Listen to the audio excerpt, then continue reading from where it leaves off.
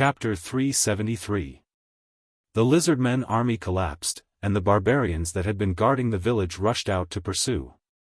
These barbarians hated the lizardmen to the bone, so they naturally wouldn't give up this opportunity for revenge.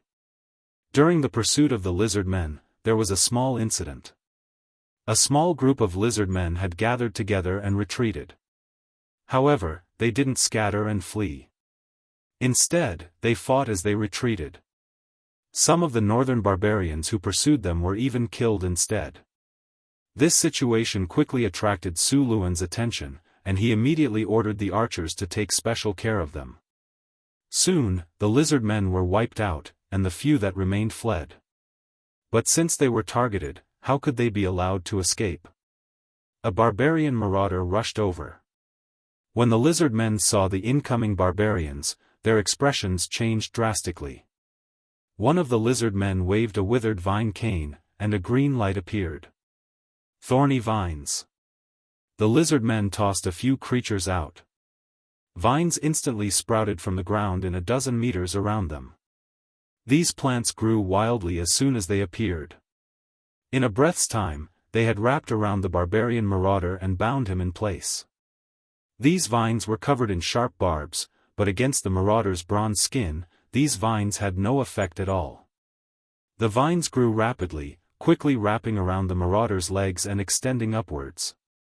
Seeing the marauder trapped, the lizardman let out a sigh of relief. But just as he thought it was safe, the marauder swung his axe. The tough vines only lasted a few blows before they were completely cut apart. The barbarian leapt out of the vines. Seeing this, the lizardman instinctively wanted to flee. However, the barbarian was faster. Before the lizardman could move, the barbarian was already brandishing its weapon, ready to cut him down. "Leave one alive." Sullen's voice suddenly rang out. The marauder's weapon was forcefully deflected, and it slashed the lizardman's nose into the ground. The lizardman felt a chill run through his body, and he couldn't help but fall to the ground, cold sweat pouring out. The battle had basically come to an end. A large number of lizardmen had died, and the 12 marauders were unharmed. The northern barbarians had also stopped their pursuit. After the battle was over, the soldiers of northern Battlefront City began to clean up the battlefield. The lizardmen who were still alive gave them a quick death and collected all their equipment. It was at this time that a barbarian marauder came over with a strong northern barbarian. "Boss, this person wants to see you. Let him come over." Su Luan glanced at him and nodded. The northern barbarian followed the other barbarian with a face full of reverence. "Respected sir, thank you for lending us a helping hand in our most dangerous time. You will be our most respected guest, and we are willing to pledge our loyalty to you." "How many people are in your village?" Su Luan asked.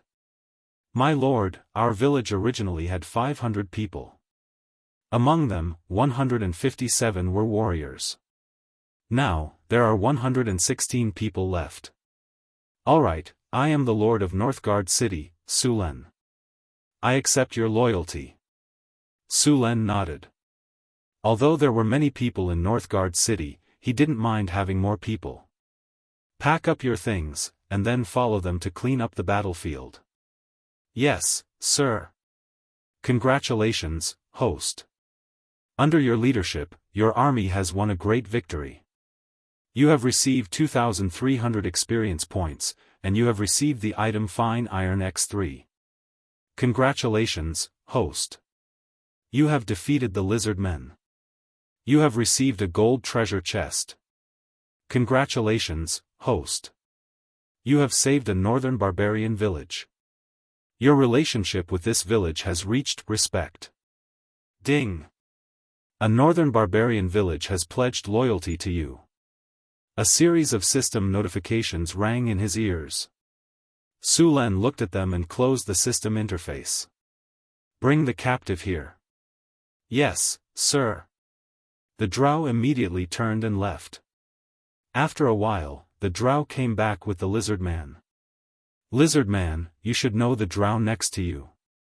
You should also know their methods.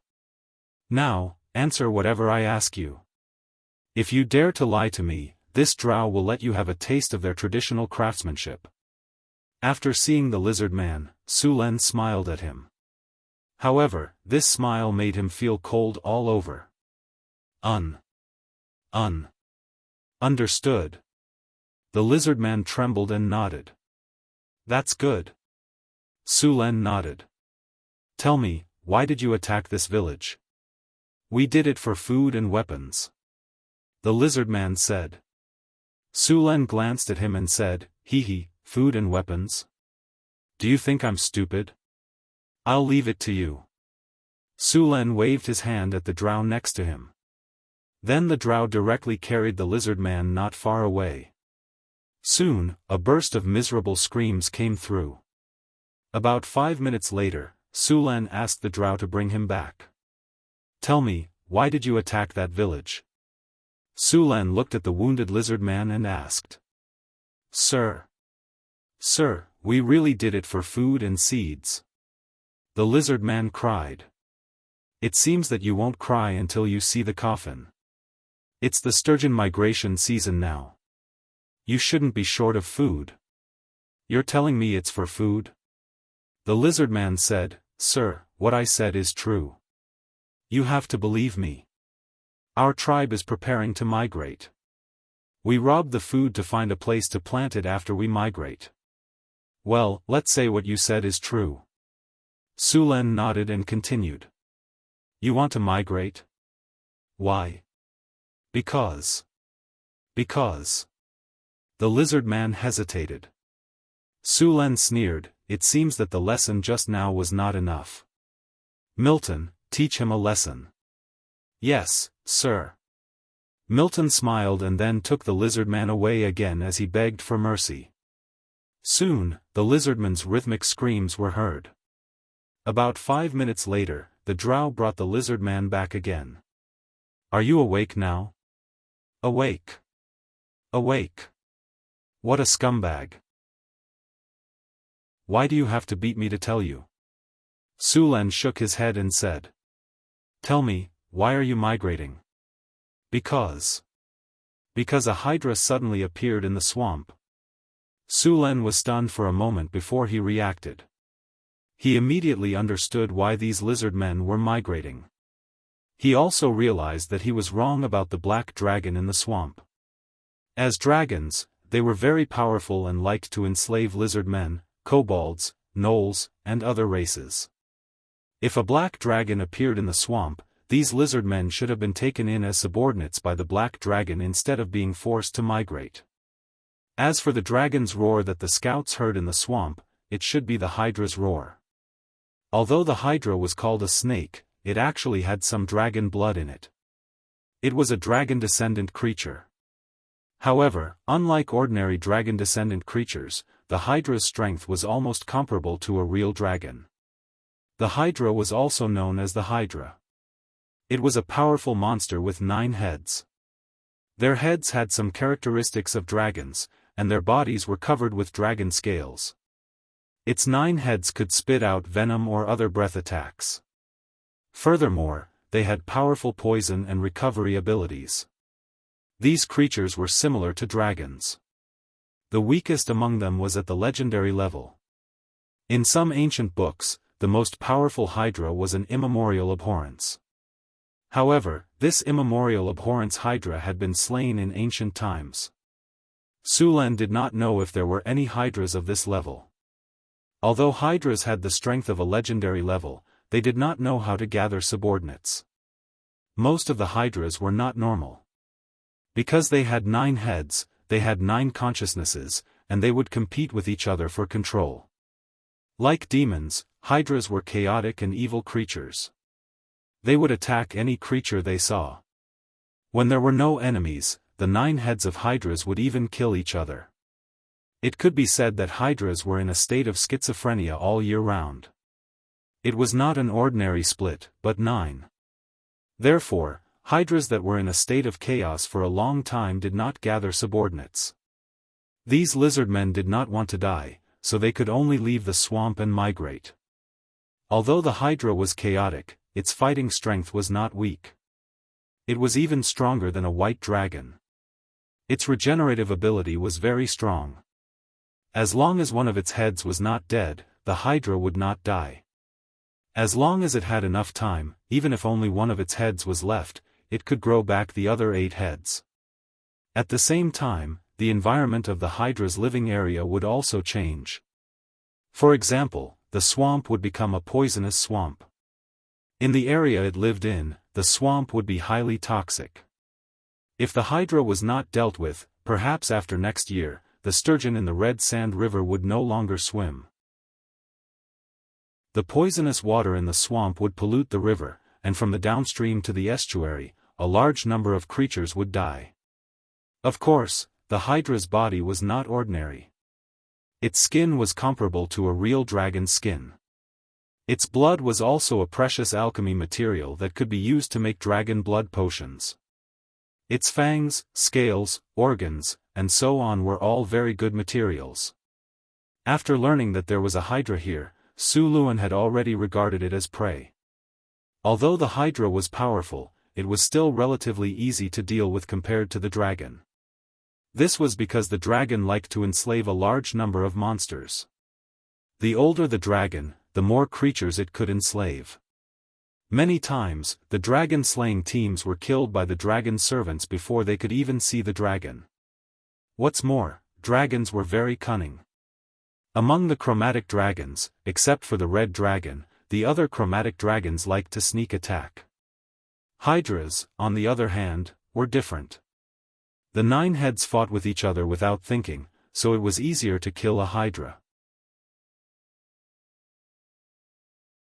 Chapter 374. Apart from your tribe, where are the other lizard men tribes? Su Len continued to ask. The swamp was huge, and there was more than one lizard men tribe living there. Now that the swamp was occupied by the Hydra, the lizard men migrating north would definitely cause chaos in the area. I don't know about the other tribes. They didn't come with us. I only know that some of them went northwest, the lizard man druid said. Su Len then asked a few other questions, and then let the drows take care of him. There were not many captives left in this war, mainly because the lizard men were not suitable to be slaves. After dealing with these matters, Su Len opened the storage space and opened the golden treasure chest that he had just obtained. Congratulations, you have opened the golden treasure chest. You have obtained the special building blueprint Eagle's Nest. Hearing that he had obtained a special blueprint, Sullen's eyes lit up, and he immediately checked it. Construction Blueprint Eagle's Nest. This is a blueprint that records how to build an eagle's nest. After using it, you can build an eagle's nest. Eagle's Nest, you can train and recruit eagles to scout or send messages. Seeing the introduction of the eagle's nest, Su Len was overjoyed. Although there was magic communication in this world, the magic communication stone was expensive and could only be used a few times. It was impossible to distribute it to the entire army.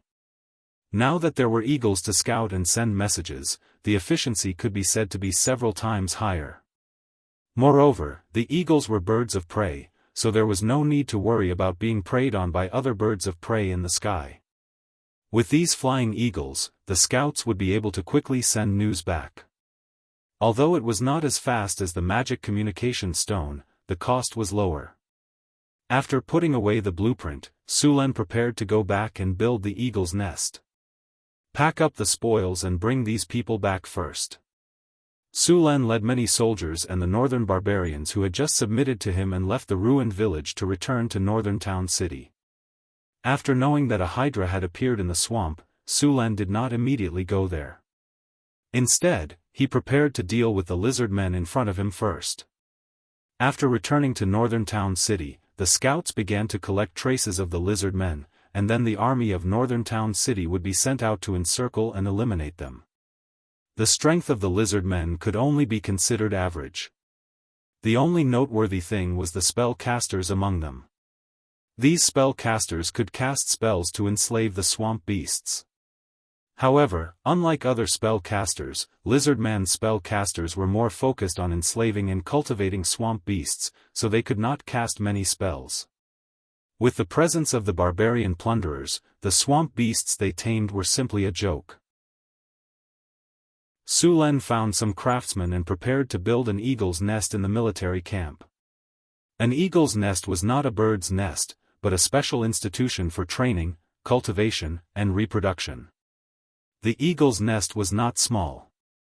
It could be divided into 3 parts: the training ground, the incubation room, and the nest. The construction of the eagle's nest required 50 cubic meters of stone, 120 cubic meters of wood, and 30 iron ingots. Su Len had the warehouse hand over the materials to the craftsmen and told them to follow the blueprint. After arranging the construction work, Su Len began to look for suitable eagle's nest. After the eagle's nest was built in the game, one could recruit eagle's nest with money. This function did not exist in the real world. One had to capture some eagle's nest first, then send them to the eagle's nest to be tamed.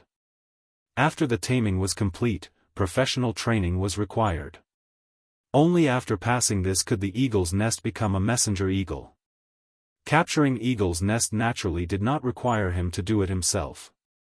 Su Len had the city hall issue a mission to capture eagle's nest and collect eagle's eggs. 2 days later, a large number of adventurers sent all kinds of eagle's nest to the city hall.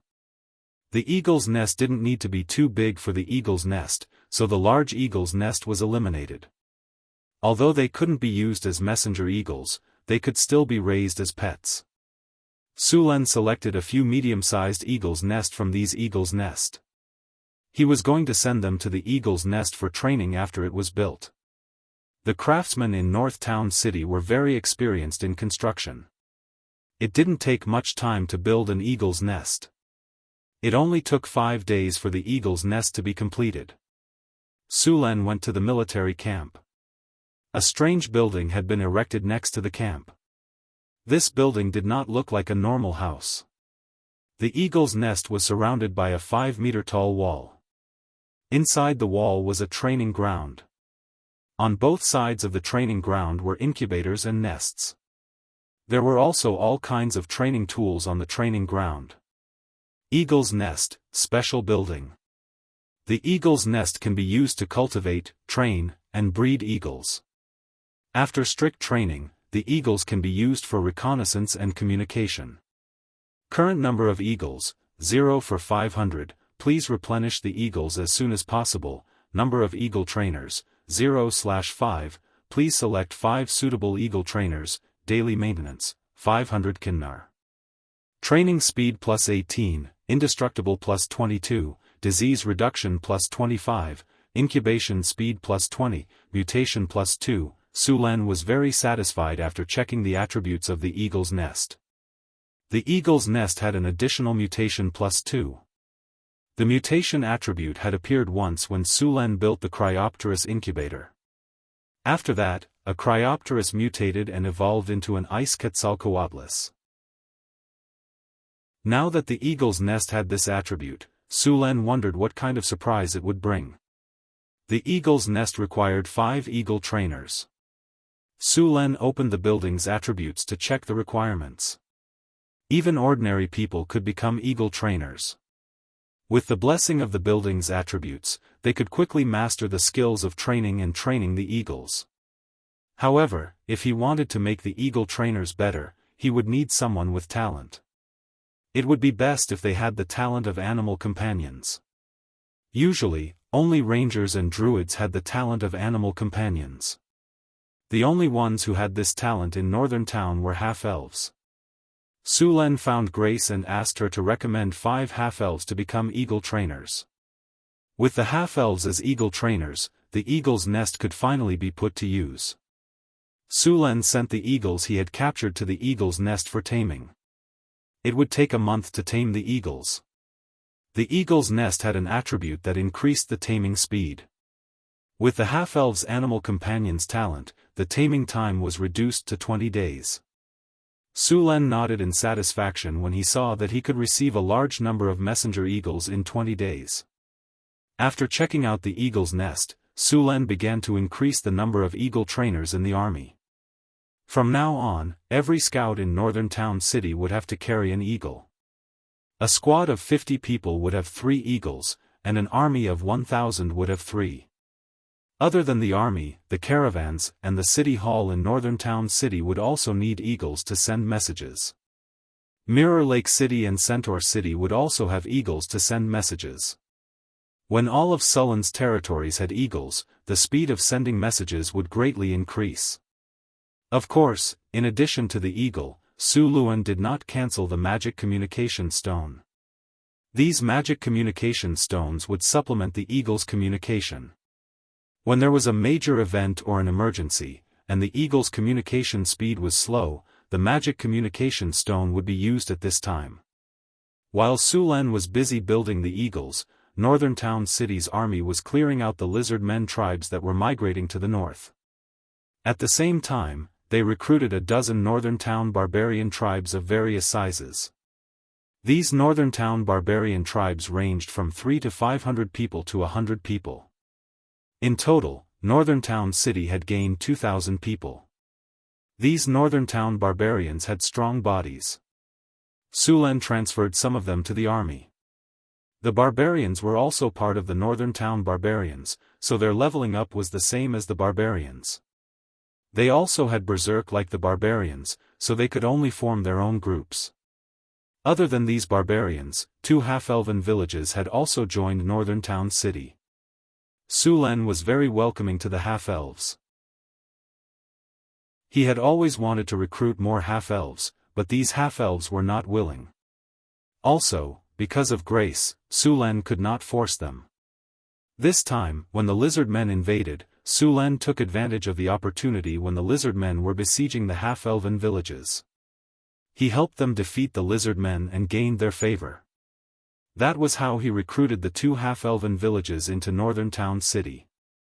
Now, the number of half-elves in Northern Town City had exceeded 1,000. While he was clearing out the lizard men, Su Len did not forget about the Hydra in the poisonous swamp in the south. 1/3 of the scouts in Northern Town City had gone to the poisonous swamp to collect information.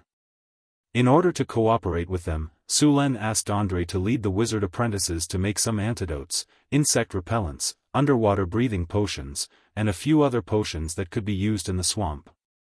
With the help of these potions, these drows could enter the poisonous swamp more easily and obtain the information Su Len wanted. Although Su Len was powerful, he would not underestimate his opponents, especially dangerous targets like the Hydra. There were 2 origins of the Hydra's bloodline.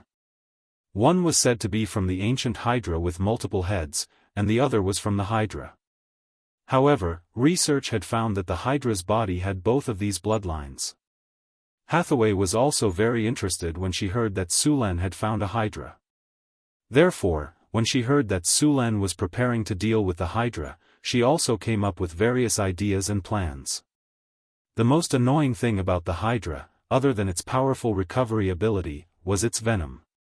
According to the legends, even the gods were very afraid of the venom of the ancient Hydra. Although the Hydra in the poisonous swamp was not as powerful, it still did not feel good to be bitten by it. Without a special antidote, even a legendary figure would not be able to survive for long. Su Len did not want to test whether the Hydra's venom was more powerful or if his body was stronger. It was not easy to get rid of the Hydra's venom. This kind of antidote required a lot of precious magic materials. Luckily, most of the materials could be found in the Northern Town City's Mystery Plane and the Sky Garden. He could just collect them and use them directly. The few that he did not have, he could just ask the merchants to buy them or issue a quest in the city hall. Chapter 375. After a friendly match with Hathaway, Su Len left the astrology platform feeling refreshed. Hathaway's mastery of Greece was getting better and better. Even the little succubus Chrissy couldn't compare. Su Len and Hathaway discussed Transfiguration, Wizard's Hand, Art of Tentacles, and other magic books in detail. In the end, Hathaway was exhausted and had to end the match. Hathaway also had some new products. For example, a special oil that could be used together with grease. It was made by Hathaway using the essence of more than 10 flowers. Not only was it smooth, but the smell was also very fragrant. Just a little bit was enough to make it very smooth. They walked out of the wizard tower through the stairs. The elemental energy in the wizard tower was very dense. The elemental pool in the wizard tower had transformed the entire wizard tower into a place where elemental energy was active. Wizards could live in this environment like fish in water. Boom! A muffled sound was suddenly heard, followed by a burst of black smoke coming out of a laboratory not far away. Two golems quickly rushed over, and the door of the laboratory opened. A man in a tattered sorcerer's robe ran out of the room, wearing a pitch-black robe. The two golems didn't say anything and directly sprayed liquid at the man. "Stop! Stop!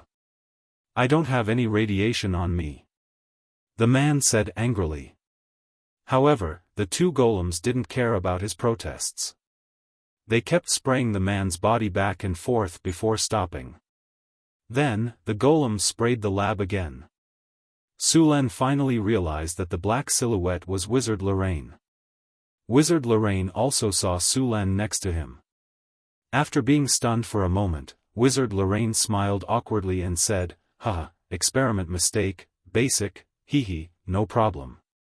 No problem. It's just that these golems are making a big deal out of nothing. Mr. Sulen, can you ask Ms. Hathaway to change the settings of the golems? They're too rude." "I think that's a good idea. Magus experiments are very dangerous, so these precautions are necessary." Su Luan looked at Luo Lin, who was like a drowned rat, with a trace of mockery in his eyes, and said righteously, "Alright, I knew it. You guys just want to see a joke." Wizard Lorraine snapped his fingers and used a cleaning spell to clean the dust and water off his body. "You're underestimating me. I've been professionally trained in noble etiquette. No matter how funny it is, I won't laugh unless I can't hold it in." Sulen left the wizard tower in a good mood and returned to the Lord's castle. At that moment, the Drow scouts who went to the swamp came back with some information. "Sir, we found the Hydra in the poisonous swamp." The Drow with a scar on his face said. "Where is it in the poisonous miasma swamp?" Su Luan leaned against the chair in the study and asked. Scarface took out a parchment scroll and said, "Sir, this is a simple map of the swamp that we drew." He handed the parchment scroll over. Sulen took the parchment scroll and spread it on the table. There was a very simple topographic map drawn on the parchment scroll.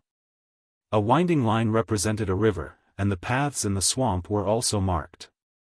In a place that looked like a lake in the swamp, there was a mark of a multi-headed snake. In addition to this snake, Sulen also found a few marks of small people on the west side of the swamp. "This snake is a 9-headed snake, right?" Sulen pointed at the map and asked. "Yes, sir." Sulen continued to ask, "What are those small people on the west side of the swamp?" "Sir, we found a swamp giant tribe there. There are about a dozen of them," Scarface explained. "Swamp giants." Sulen looked up at him in surprise. After confirming again, Sulen nodded. The swamp giants were one of the branches of the giant species in the multiverse. They were also known as swamp giants, and they generally lived in the swamps of the material world. There was a swamp plane between the water elemental plane and the earth elemental plane, and a large number of swamp giants also lived there. The swamp giants of the swamp plane were much stronger than those of the prime material world. Adult swamp giant warriors in the swamp plane were around 6 meters tall and weighed around 8,000 pounds. Females were slightly shorter and had a lifespan of around 300 years. The swamp giants of the prime material world were around 4 meters tall and weighed around 5,000 pounds. Swamp giants were grayish-brown and usually did not have armor on their bodies. After all, ordinary metals could not survive in the swamp for a long time. However, they usually had a layer of mud on their bodies. Their main weapons were javelins, giant axes, and rocks. Their attacks were very long-range. Swamp giants were weaker than their cousins, the frost giants, and only a little smarter than the hill giants. After hearing that there were swamp giants in the swamp, Su Len suddenly had an idea. "Sir, these swamp giants are not on good terms with the Hydra. When we were collecting information, we found that there was a conflict between the two," Scarface said respectfully. "Sure enough, a mountain cannot accommodate two tigers." Su Len smiled. The swamp giants were not weak. Although they could not compare to the frost giants, they were not much weaker. Even if a group of a dozen swamp giants could not defeat a Hydra, they would not be too far off. After receiving information about the swamp, Su Len started his preparations. 2 days later, Su Len brought Hathaway and the 12 barbarian marauders out of Northgard City. The work of Northgard City was handed over to Su Len. The weakest person in the group was at 4th rank, and after casting a group haste spell, their speed was very fast. It only took a day for Sullen's group to reach the edge of the swamp. It was Su Luan's first time to come to the poisonous miasma swamp. Su Luan frowned slightly at the environment of the swamp. First of all, because of the large amount of water in the swamp, the ground here was basically not dry and many places were like mud. Stepping on it would slightly sink, and lifting it would cause a large amount of mud to rise. More importantly, some places that looked like roads might be traps. Stepping on them would cause them to sink into the mud, and if they were not rescued in time, they would quickly be swallowed up. Apart from the ground, the swamp was also filled with a sour smell. This was the smell of animal corpses, decaying plants, and so on. Some of the swamps would bubble up from time to time. The air was very humid, and under the sunlight, the entire swamp was covered in water vapor, making the swamp's environment hot and humid. Apart from this, there was also a large number of mosquitoes flying above the swamp. If an adventurer entered this kind of area unprepared, even if they did not sink into the mud, just the bites of mosquitoes would take away half of their life. These mosquitoes carried a large number of diseases, and being bitten by them was very likely to cause all kinds of diseases. If they did not have mosquito repellents, it was better not to approach this place. Su Len took out a few bottles of insect repellent and distributed them to everyone. The repellent was light green in color and emitted a kind of grassy fragrance. After using it, they would not be bitten by mosquitoes for a certain period of time. In addition to the repellent, Hathaway gave everyone a lighten spell. This spell could greatly reduce the body's weight, and they would not have to worry about sinking into the mud. It was very convenient to move in the swamp. Su Len took out a sky lantern and cast invisibility on everyone. With invisibility, they would not have to worry about being discovered by the swamp giant or the Hydra. Apart from this, everyone also took antidotes. There was a lot of miasma in the swamp, and if they were not prepared, it was very likely to cause dizziness and nausea. In serious cases, they might even fall into a coma. In this kind of environment, spellcasters also had to reduce their magic consumption in order to avoid not being able to exert their full strength in the face of danger. After all the preparations were completed, the group entered the swamp. Because of the Hydra, the lizard men in the swamp had been forced to migrate.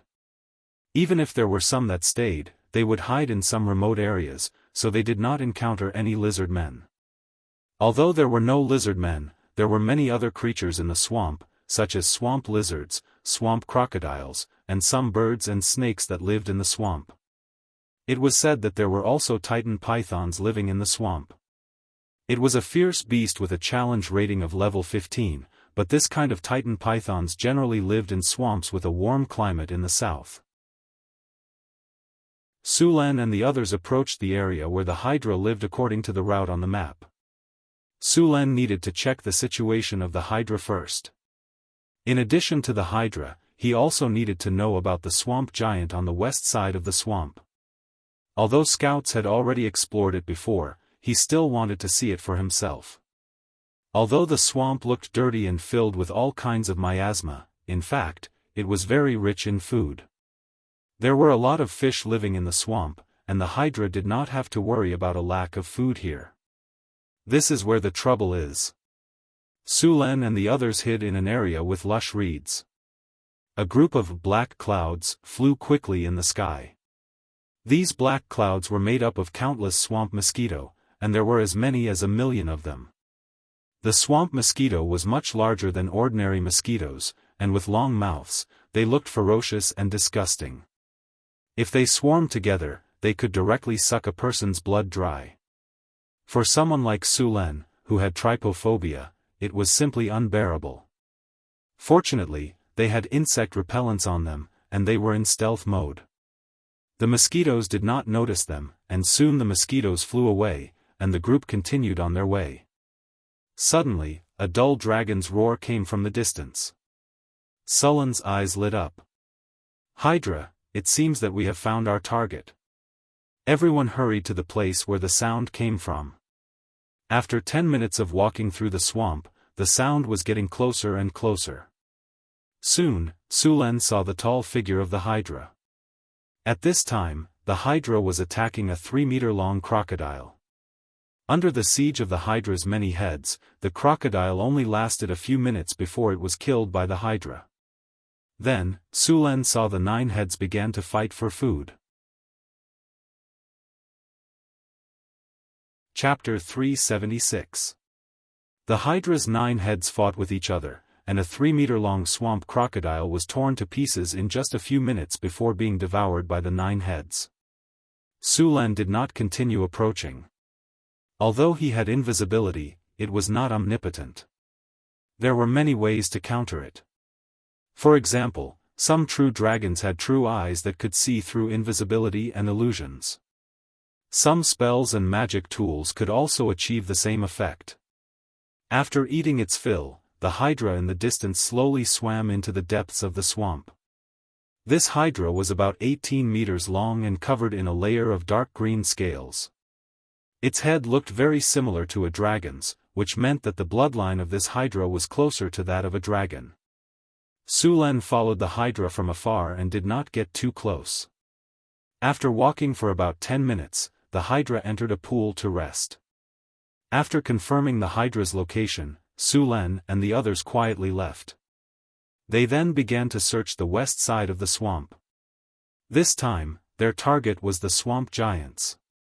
The swamp giants were actually easier to find than the Hydra. After all, they were different from the Hydra. The swamp giants had built a small tribe in the swamp, which was easier to find than the pool where the Hydra lived. Soon, Su Len found the swamp giants according to the markings on the map.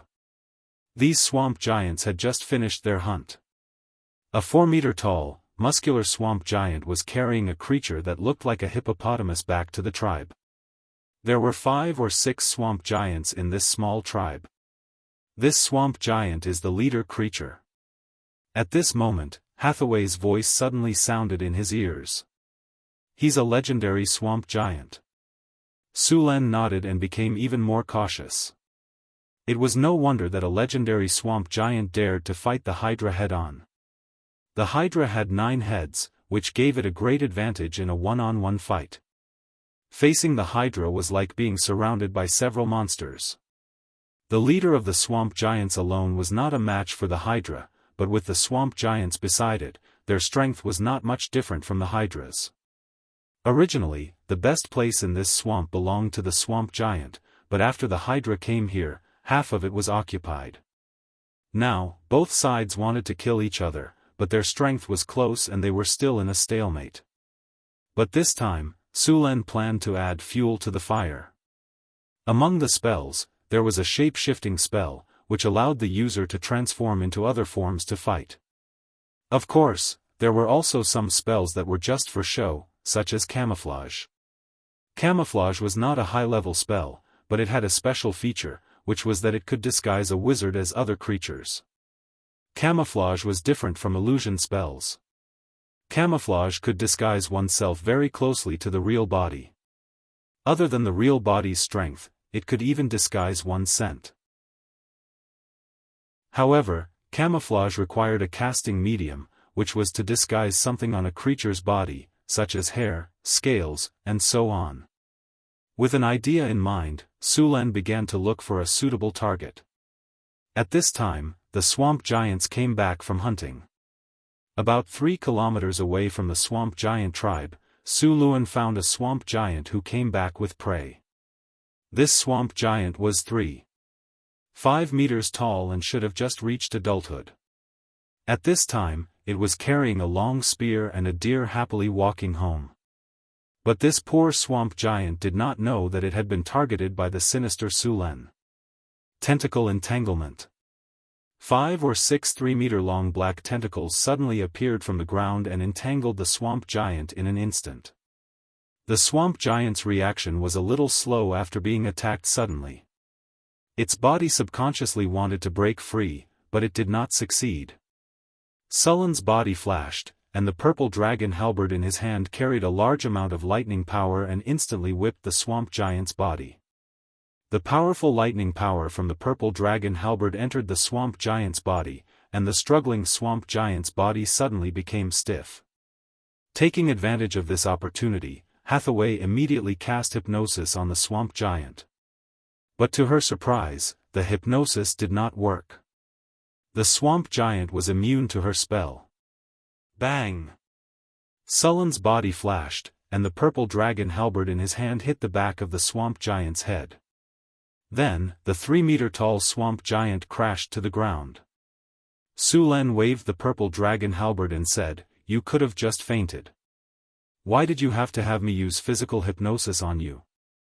Hurry up and cast a few more spells on him. If he suddenly wakes up, things will be troublesome."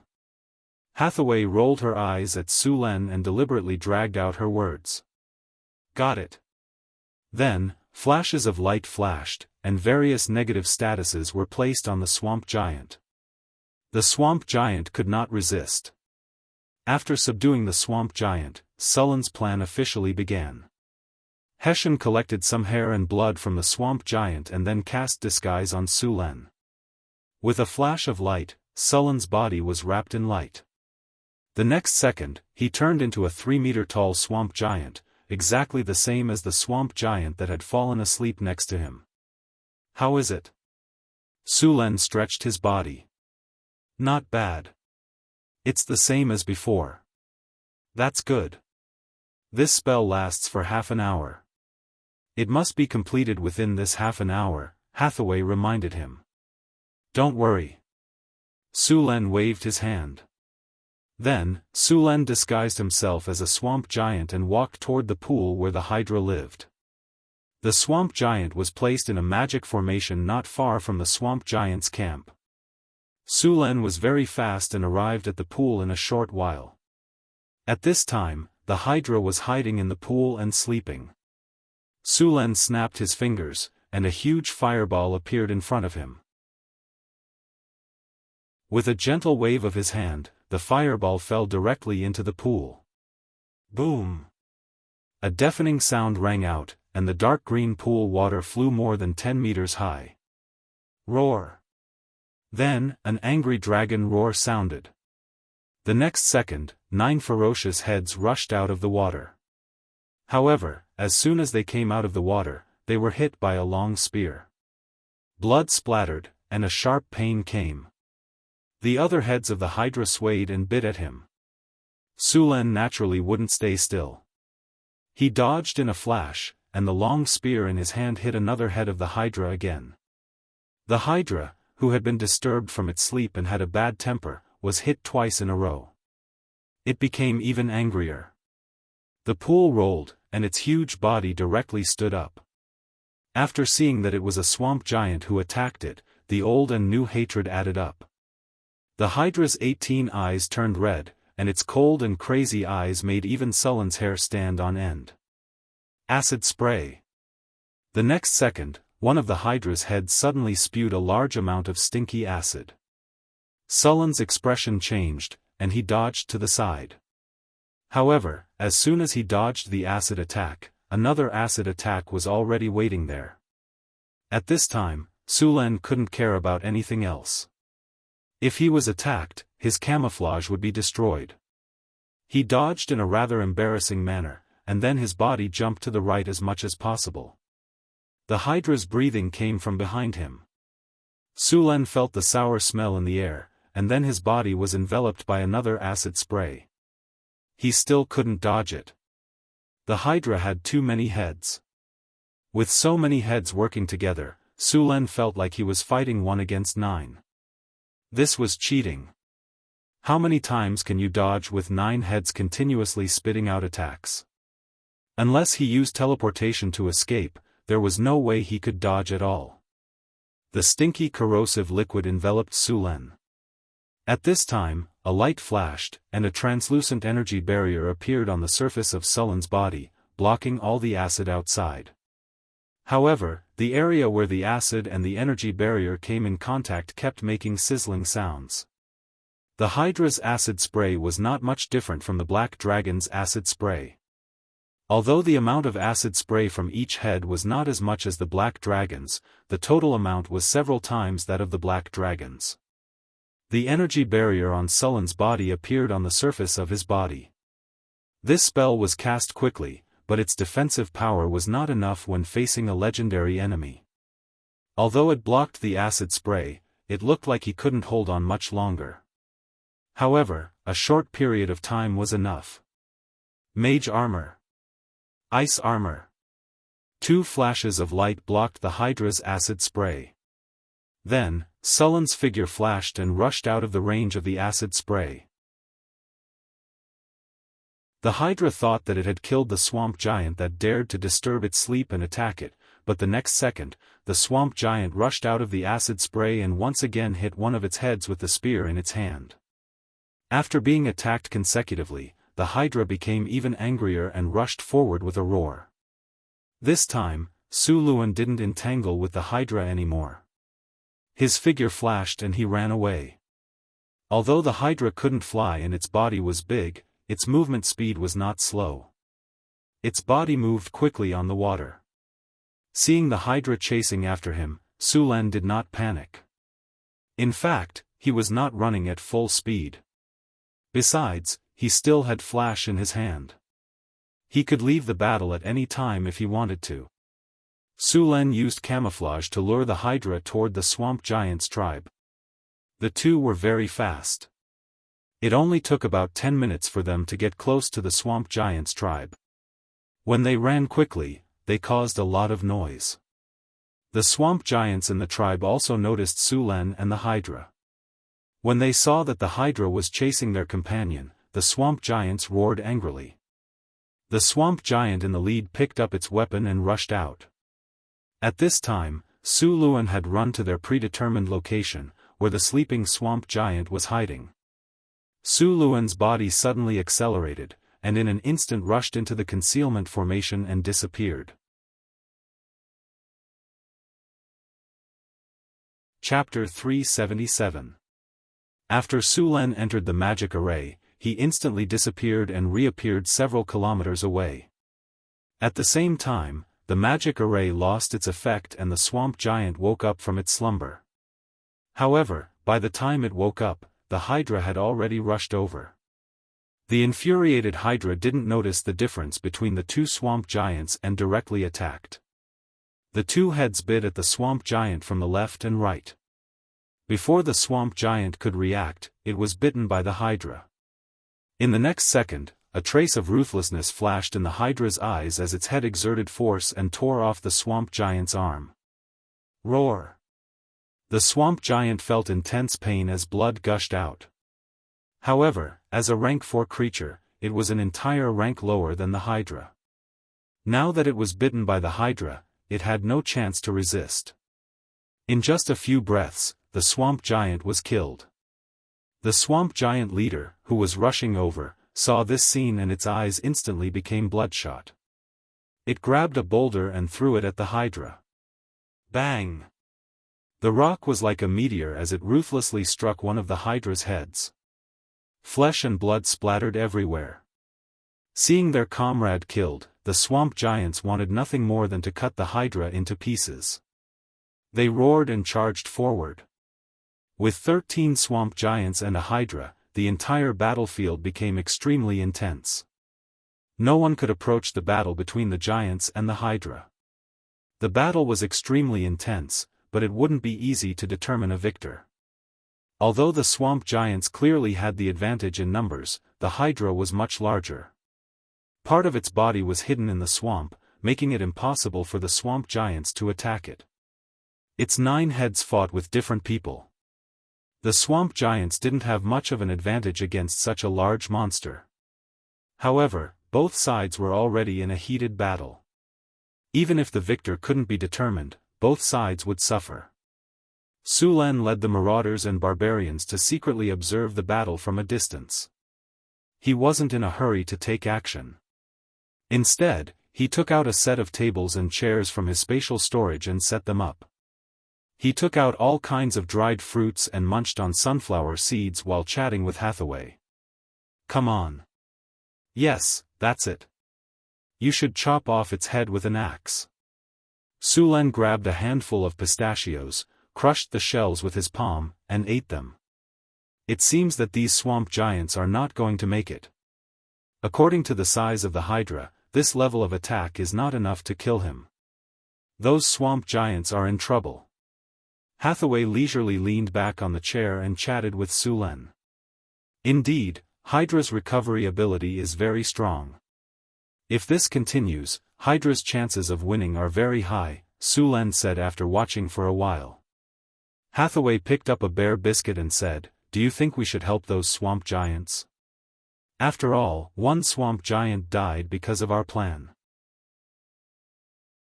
It's a little different between the two sides. How can I help? Are you going to do it, or should I?" Su Len rolled his eyes at her. "Besides, if we do it, won't it be obvious to both sides that someone is watching from the sidelines and waiting to benefit?" "Oh, that's true. Forget it then. As for the swamp giants, I can only say sorry. I don't think they'll mind." Hathaway once again saw a swamp giant being sent flying by the hydra. "I don't think they'll mind. Anyway, there's a direct conflict of interest between them. Although this swamp is not small, it can't accommodate 2 legendary powerhouses. Yes, that's it. Give it a good beating." Su Len waved his arms excitedly and shouted. "We have to be careful when we fight in the future. By the way, do you have pistachios with you?" Hathaway asked after eating a bear biscuit. "Of course." Su Len took out a bag of pistachios from his storage space and handed it to Hathaway. "Thank you. I didn't expect you to have so much space in your storage equipment." Hathaway took the pistachios and gently broke them open and ate. "Didn't you learn mageweth engraving? You've also learned those arcane scars. You can try to make a storage bag with more space by engraving," Su Len said while stuffing things into his mouth. "Yes, the mageweth engraving method saves more space, and you can engrave more arcane scars. With more inscriptions, the space of the storage bag will naturally be bigger." Hathaway nodded. "Is that swamp giant preparing to launch a sneak attack? He's so big. Does he think the hydra can't see him?"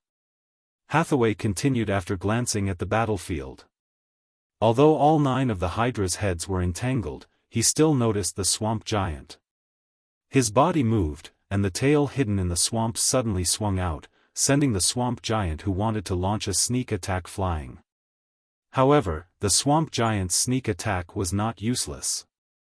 Another swamp giant took advantage of the hydra's distraction to hit him hard. "How long do you think they'll fight for?" Su Len picked up a piece of beef jerky and ate it happily. "I think it'll take at least an hour," Hathaway said after watching for a while. "By the way, Frodo's cooking is getting better and better. This beef jerky is delicious." Indeed, the halflings are geniuses in cooking. Their food processing is simply irresistible. Hathaway agreed. "He's almost emptied my inventory. I don't know how long he can stay in northern Battlefront City." Su Len spread his hands helplessly. Halflings usually didn't stay in one place for too long. They naturally liked to travel. This time, Su Len relied on various cooking methods and various creative ideas to make Frodo stay. When Frodo learned all the recipes, or when Su Len didn't have anything new, it would be about time for Frodo to leave. I've asked Frodo for a recipe. I'll make it for you to try when we get back.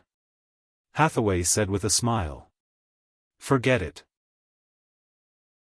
Last time you said you were going to make a delicious dish. Don't you know what happened in the end? Sulen glanced at Hathaway and said. Don't underestimate me. This time, I've learned from Frodo step by step.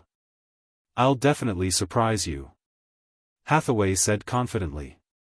I think I should prepare some gastric lavage, vomit-inducing potions and antidotes in advance. Sulen rolled his eyes and said. Hathaway heard Sulen's words and glared at him fiercely. Then, she stepped on his toes and snorted arrogantly. She no longer looked at him. The battle was still very fierce. Both sides were obviously going all out. Judging from their posture, it was clear that they were going to fight to the death. The Hydra's injuries were very serious. One of his heads was obviously dead, and the other head had countless scars from the giant axe.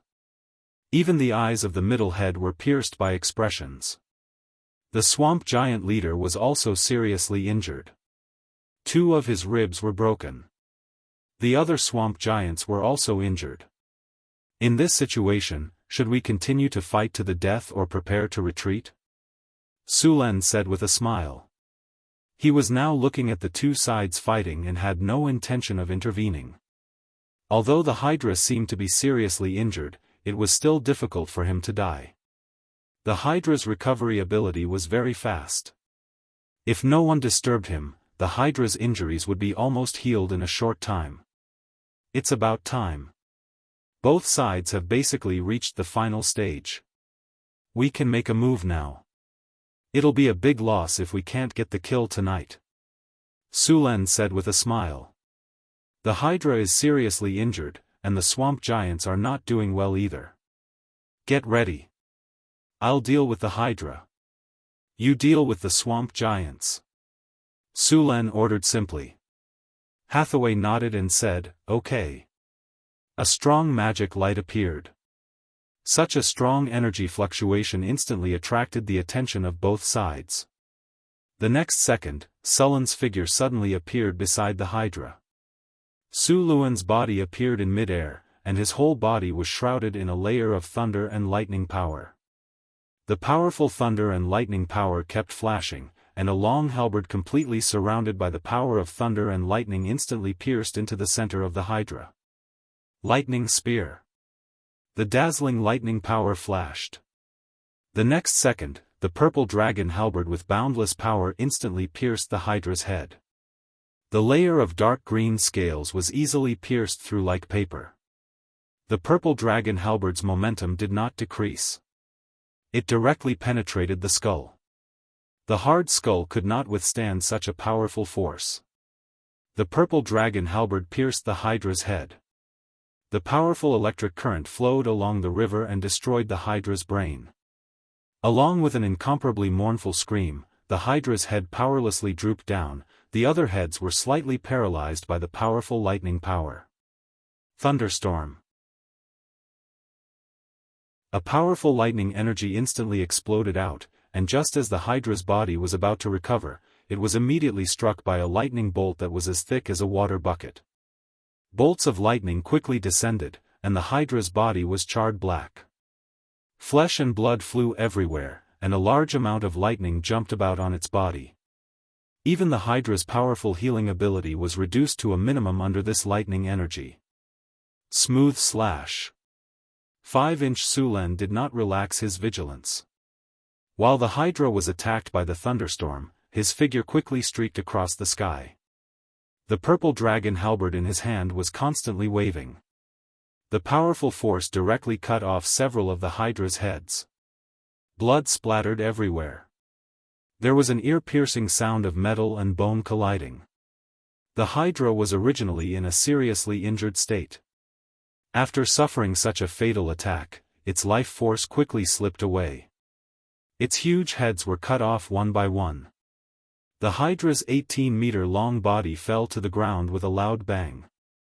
If he wanted to kill the Hydra, he had to kill all of its heads.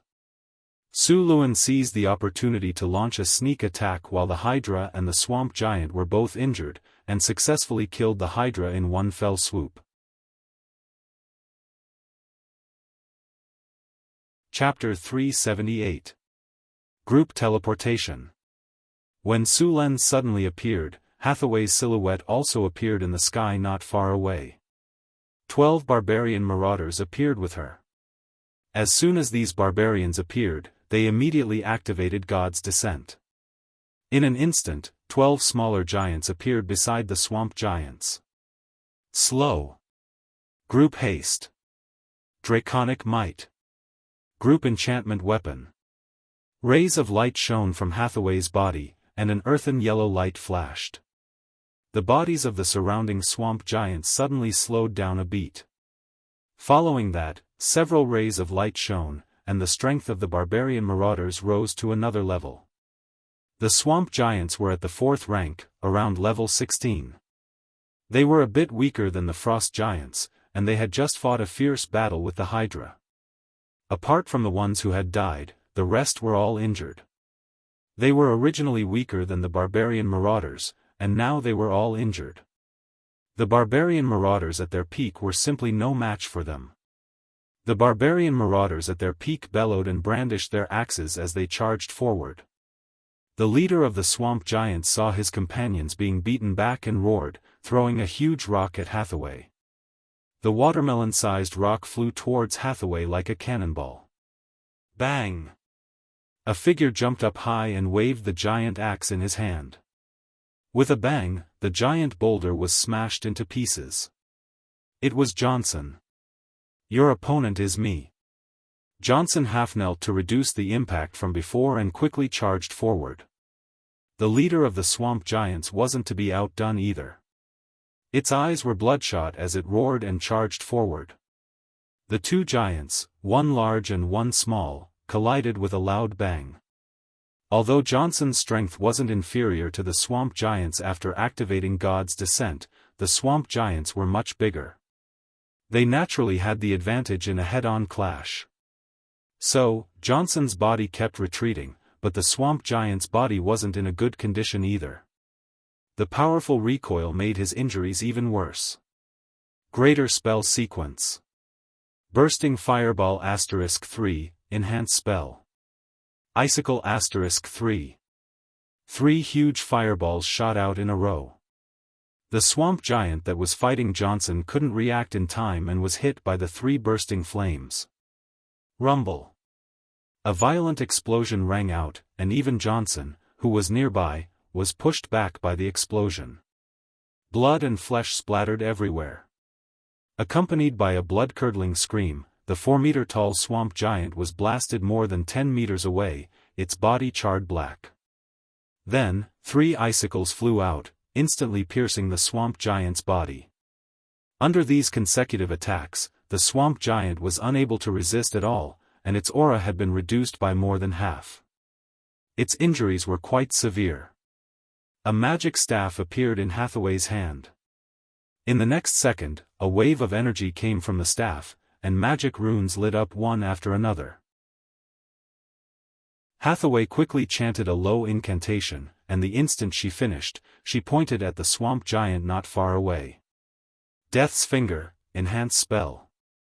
A black energy full of death aura flew out of her hand and hit the swamp giant in an instant. The already seriously injured swamp giant's struggling body suddenly stiffened and fell down. Its life aura quickly declined, and its originally powerful arm powerlessly drooped down. The light in its eyes quickly dimmed and disappeared. In the end, its 4-meter-tall body fell to the ground with a loud bang. Death's Finger was an instant death spell. As long as the target wasn't immune to instant death spells, it had a certain chance of directly killing the enemy. Of course, the chance of using this spell was very low, but after the target was weakened to a certain extent by various spells or serious injuries, the chance of using it would become very high. It was simply too good for an enemy that wasn't immune to instant death spells. With the death of the swamp giant leader, the morale of the other swamp giants plummeted. They panicked and wanted to run away, but they were chased down and killed by the barbarian marauders. With the swamp giant leader dead, the whole family naturally had to be organized. It didn't take much effort to kill the Hydra and the swamp giants. The battle is over. Congratulations, host, you have successfully killed the chieftain monster, Hydra. Congratulations, host, your hero Hathaway has successfully killed the chieftain monster, swamp giant chieftain. You have received 45,600 EXP, you have received items, Big Dipper Nectar X1, Magic Gem, Ruby, X5, you have received Platinum Treasure Chest X2. Your army has killed the swamp giant. You have received 5,300 EXP, you have received items, Magic Steel X5. Battle of the Venomous Swamp, May, year 1688 of the Huiyue calendar. A Hydra appeared in the Venomous Swamp and invaded the swamp giant's territory. You schemed to incite a battle between the Hydra and the swamp giant, and when they were both injured, you successfully killed two legendary monsters. Your name is widely spread in the northern wastelands. Your fame plus 20. Congratulations, host. You have killed the Hydra leader. You have received one legendary skill point. With the end of the battle, a series of system notifications rang in Sullen's ears. Sulen, I feel like I'm going to break through. Hathaway suddenly said. Break through? You're going to break through to the legendary rank? Sulen looked at Hathaway in surprise. Hathaway nodded. Yes, I have a feeling. Sulen opened the system panel and looked for Hathaway's information. Sure enough, Hathaway's level had reached the edge of the legendary rank. Her EXP was overflowing, and she could advance at any time. Hathaway didn't level up now because she felt that it wasn't safe here. She wanted to go back to the Wizard Tower to advance to the legendary rank. Thinking about it, Hathaway had received the EXP from killing the Frost Giant Chieftain. This time, with the Swamp Giant Chieftain, she had killed two legendary monsters. Her EXP should be enough. That's great. Let's go back now, Sulen said excitedly. Next, Sulen and the others began to quickly search for the loot, mainly the corpses of the Hydra leader and the Swamp Giant. The Hydra leader and the Swamp Giant Chieftain didn't have the habit of collecting treasures. Naturally, they didn't have a lot of wealth like the dragons. Sulen only searched briefly and left after finding nothing. The bodies of the Hydra leader and the Swamp Giant were too large. Whether it was Hathaway's storage bag or Sullen's storage space, neither could fit them. As for throwing them away, Sulen couldn't bear to do so. He could only make a few large carts to drag these things away and send them back to Northern Town to deal with them later. The precious materials were handled by Hathaway on the spot and stored in Sullen's storage bag and Sullen's storage space. After spending some time cleaning up the battlefield, Sulen and the others left the swamp. When they returned to Northern Town, the huge corpses of the Hydra leader and the Swamp Giant Chieftain caused a huge uproar. These huge monsters were extremely shocking. Even the temples and churches were surprised by Sullen's strength. The corpses of the Hydra leader and the Swamp Giant Chieftain were high-value magic materials that needed to be processed and preserved as soon as possible. These things were handed over to Alex and Karina to deal with. The first thing Hathaway did when she returned to the Wizard Tower was to go into seclusion. Since Hathaway was about to advance to Legendary, Sulen directly closed the Wizard Tower temporarily. Apart from Alex, Chris, Karina, and Grace, everyone else left for the time being. Hathaway's advancement to Legendary was somewhat different from Sullen's. Sulen was closer to a warrior, while Hathaway was a pure spellcaster. She needed more elemental energy. After she entered the seclusion room, the Wizard Tower's elemental pool adjusted 80% of the energy supply to the room. At this time, the elemental energy in the room was so dense that it almost liquefied. As time passed, the energy in the elemental pool was quickly consumed. Because of the shielding circle set up in the seclusion room, the outside world didn't know the state of the room, so Hathaway's advancement didn't spread out. After waiting for about 3 hours, the door of the seclusion room finally opened. Hathaway walked out with a face full of excitement. As soon as the door opened, Alex couldn't wait to rush over and ask, "How was it? How was it? Did you succeed?" Judging from his expression, he must have succeeded. Chris, who was at the side, said with a smile. But why did her tone sound a little sour? "Legendary wizard, huh?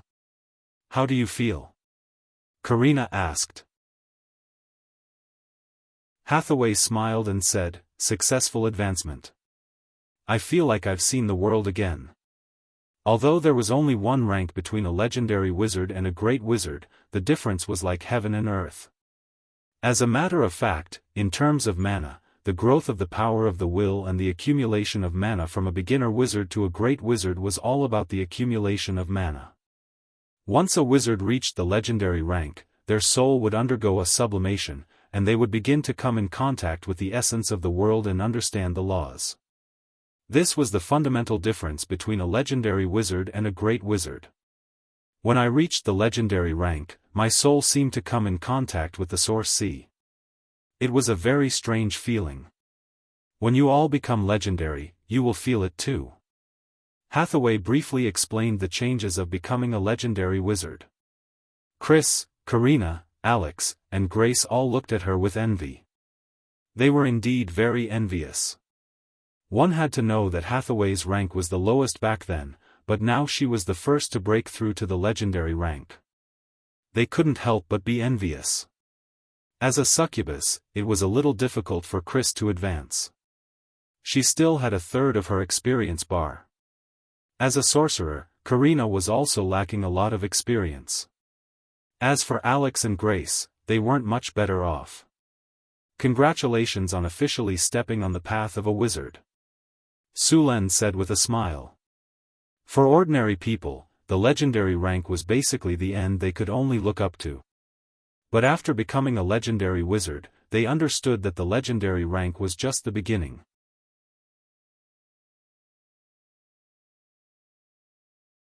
Chapter 379. Hathaway becoming a legendary was a big deal for the northern battlefront city. It added a heavy weight to the northern battlefront city that was preparing to establish a new nation. Now that there was a legendary wizard, many things in the northern battlefront city could officially be put on the agenda. For example, the wizard tower spirit. A wizard tower spirit had to be at least a legendary rank before it could be made. Now that Hathaway had become a legendary wizard, it was time for the wizard tower spirit to be made. Only with a tower spirit could the wizard tower be considered a complete wizard tower. After Hathaway finished her advancement, Su Luan also started to check his harvest. He had taken the Big Dipper elixir to increase constitution. Su Luan's constitution had reached 44 points, and after taking the Big Dipper elixir, it increased to 47 points. The other magic gems and magic steel were directly stored in the warehouse. These two items were considered relatively precious magic materials. Small magic gems had auxiliary effects in many experiments, while large magic gems played a key role in many situations. They were also often used in some magic tools. As for magic steel, it had a wide range of uses. The outer shell of the steel golem was made of magic steel, and many constructs used magic steel. Sulen opened the storage space and saw two white treasure chests with a faint golden light. They were the platinum treasure chests he got from killing the Hydra. He chose to open the treasure chests, and there was a flash of light. The familiar sound of the system rang in his ears. "Congratulations, host, you have successfully opened the platinum treasure chest. You have received 10 pieces of Oniac steel. Congratulations, host, you have successfully opened the platinum treasure chest. You have received a legendary soul crystal." The light faded, and Sulen began to check the items in the treasure chest. Oniac steel was also a type of magic metal, and it was more precious than magic steel. 10 ingots of it were 500 kilograms. This metal had good magic conductivity, and its texture was tough. It also had high resistance to various types of energy. It was a very good material. Including this one, Su Luan now had 2 legendary soul crystals. One of them was prepared to be used to make a tower spirit, while the other was to be used to make a legendary golem. A wizard tower naturally had to be equipped with at least 1 legendary magic statue. After putting away these things, he began to deal with the bodies of the Hydra and the swamp giant. The Hydra's carcass was huge, and its scales and dragon skin needed to be removed. The Hydra's scales were tough, much tougher than the ice Quetzalcoatlus's scales. The armor made from them would have a high defense, even higher than that of a normal white dragon scales. The Hydra had a large number of scales, and all of them could be used to make more than a dozen sets of armor. The Hydra skin was also very tough and could be used to make dragon skin armor and dragon skin robes. This kind of legendary material could be used to enchant even more powerful spells. Apart from the dragon skin that wasn't suitable to be made into magic robes, the rest of the dragon skin could be made into magic robes. Robes made from this legendary material had a high chance of reaching legendary magic items. Of course, the Hydra's skin alone wasn't enough. Many other precious materials were needed. After the scales and skin were distributed, Su Luan began to divide the rest of the Hydra's materials. A huge monster that was 18 meters long had a lot of blood. Su Luan found dozens of containers to hold the blood. The Hydra's weight was 20 tons, and its blood was only 1.5 tons. The Hydra had 9 hearts, each of which was 70 to 80 centimeters in diameter and weighed more than 25 kilograms. The poor quality blood could be used to make magic ink, and the good quality blood could be used to purify blood or make dragon blood potions. The rest of the internal organs could also be used as ingredients for magic potions. As for the Hydra's fangs, they were all pulled out to be made into short swords or machetes. The venom sac could be used to make poison, and the remaining bones and meat had their own uses. If Su Luan was a necromancer, he could directly summon an undead Hydra, but now it could only be used as a magic ingredient. The meat could be used after being processed. This Hydra had a total of about 10 tons of meat. In order to preserve it for a long time, Su Luan arranged for the meat to be made into dried meat. After dealing with the Hydra's body, Su Luan began to deal with the swamp giant's body. The way he dealt with the swamp giant's body was similar to the way he dealt with the frost giant. Su Luan also purified some blood from the swamp giant's blood.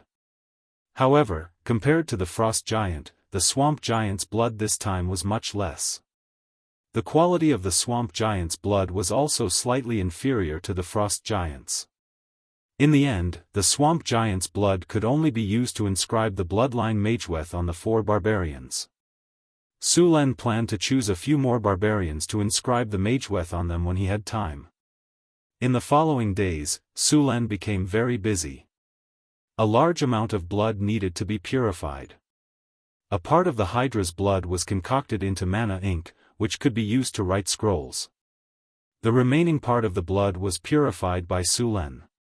The Hydra's blood contained a certain proportion of dragon's blood, which Su Luan used a runic array to purify. Su Luan only managed to extract a bottle of dragon's blood from the last ton of Hydra's blood. As for the rest of the dragon's blood, it could not be separated due to technical issues. The amount of dragon's blood in such a bottle was not even enough for one person. After the purification, there was only about 1% of the blood left. Although it was not pure dragon's blood, the Hydra's bloodline was not much worse than dragon's blood. This blood could be used to concoct a magic potion similar to the dragon's blood potion when combined with the Hydra's heart. Su Luan was not good at this kind of magic potion. In order not to waste the materials, it was best to let Hathaway make it. After Hathaway became a legendary, her skills in concocting magic potions had improved a lot. Making these potions was a piece of cake for her. In just 2 days, Hathaway concocted the Dragon's Heart potion using the Hydra's heart and blood.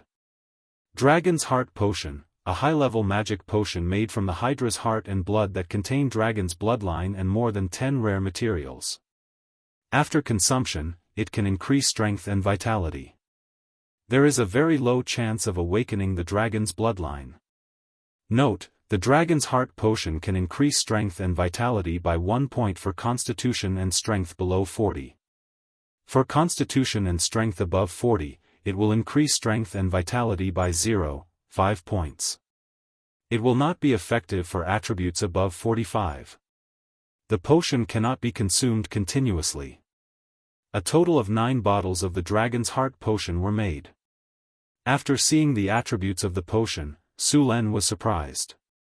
The increase in attributes was expected, but the fact that the Dragon's Heart Potion could awaken the dragon's bloodline surprised Su Len. The Dragon Bloodline Warlock was a very powerful type of warlock. Not only did the Dragon Bloodline Warlock have a strong body, but they also had the ability to cast spells. They were much stronger than ordinary warlocks. With this Dragon's Heart Potion and the Dragon's Blood Essence that he had purified before, he could cultivate a Dragon Bloodline Warlock. Su Len thought for a moment and took out a bottle of Dragon's Heart Potion and left the laboratory.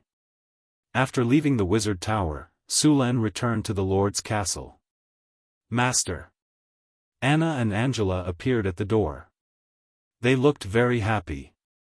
During this period of time, Su Len had been busy and had not stayed in the castle for a few days. The 2 little half-elf maids lifted their skirts and bowed to Su Len. Welcome back. Su Len smiled and hugged the 2 little maids in his arms. He then slapped their perky buttocks and let them go. How have you been? Su Len asked. Everything is good. The 2 little maids said with slightly blushing faces. Su Len smiled and whispered in their ears, I'll reward you tonight. Then the 2 little maids' faces became as red as apples, looking very attractive. Oh right, where is Phyllis? What has she been doing? Su Len looked around and asked. Madam Phyllis has been practicing martial arts. She should be in the castle's training ground now, Anna whispered. Su Len nodded. Send someone to invite her here. I have something to ask her. After a while, Su Len saw Phyllis hurrying over. Seeing Phyllis's outfit, Su Len's eyes lit up. As a princess, Phyllis was not just a pretty face. She had also learned the royal sword skills, but her strength was average. Phyllis had her long blonde hair tied behind her head. She was wearing a white hunting suit and a pair of riding boots. Her straight legs looked even more slender under the combination of the riding boots and the hunting suit. Her body looked slim and graceful, and there was a hint of heroism on her beautiful face. Su Len, you were looking for me? Phyllis ran to Su Len and asked with joy. Yes, come with me. I have something to tell you. Su Len took Phyllis's arm and walked upstairs. Phyllis's white jade-like face suddenly turned red. She whispered, Su Len, it's still daytime. Su Len was slightly taken aback. Then, he knocked her head in annoyance. What are you thinking? I have something to ask you. Oh. Phyllis nodded with a red face, but there was a flash of disappointment in her eyes. The 2 came to the room. Su Len took out a bottle of Dragon Heart Potion and handed it to Phyllis. This is the Dragon Heart Potion. It has a certain chance of allowing you to obtain the dragon bloodline and become a dragon disciple. Try it. Dragon bloodline? Phyllis looked at the crystal bottle in surprise. There was some red liquid in the bottle that kept shaking, and there were some sparkling stars in the liquid. This is for me. Phyllis knew very well that Dragon Disciple was a powerful extraordinary. Yes, it has a chance of awakening. Try it and see the effect. Su Len nodded. Phyllis looked at the crystal bottle and then looked at Su Len. Then, she opened the crystal bottle and drank the potion. As soon as it entered her mouth, Phyllis smelled a strong bloody taste. She almost vomited. Fortunately, she knew the value of the potion and forced herself to drink it.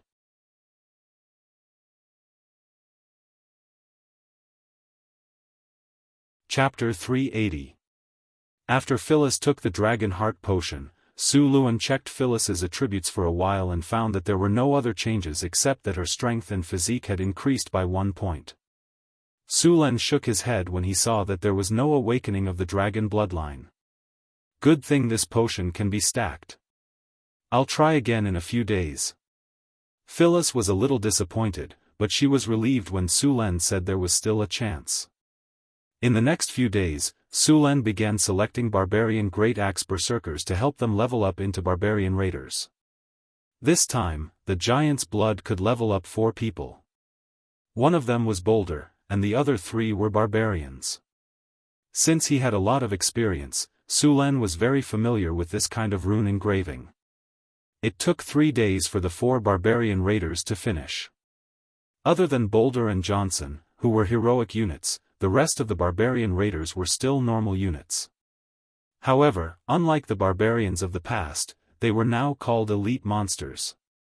While Su Len was busy engraving runes on the barbarians, Phyllis also started her daily training. Ever since she was brought to the northern city as a tool for the marriage alliance, she felt a sense of crisis. She was very confident in her appearance, but after coming to the northern city, she quickly realized that she didn't have much of an advantage. There were more than one woman around Su Len who was prettier than her. Without the advantage of her appearance, Phyllis became a little nervous. She was worried that she would be sent to a random place. As a member of the royal family, she had heard too many stories about how the 2 sides of the marriage alliance would become strangers or even worse.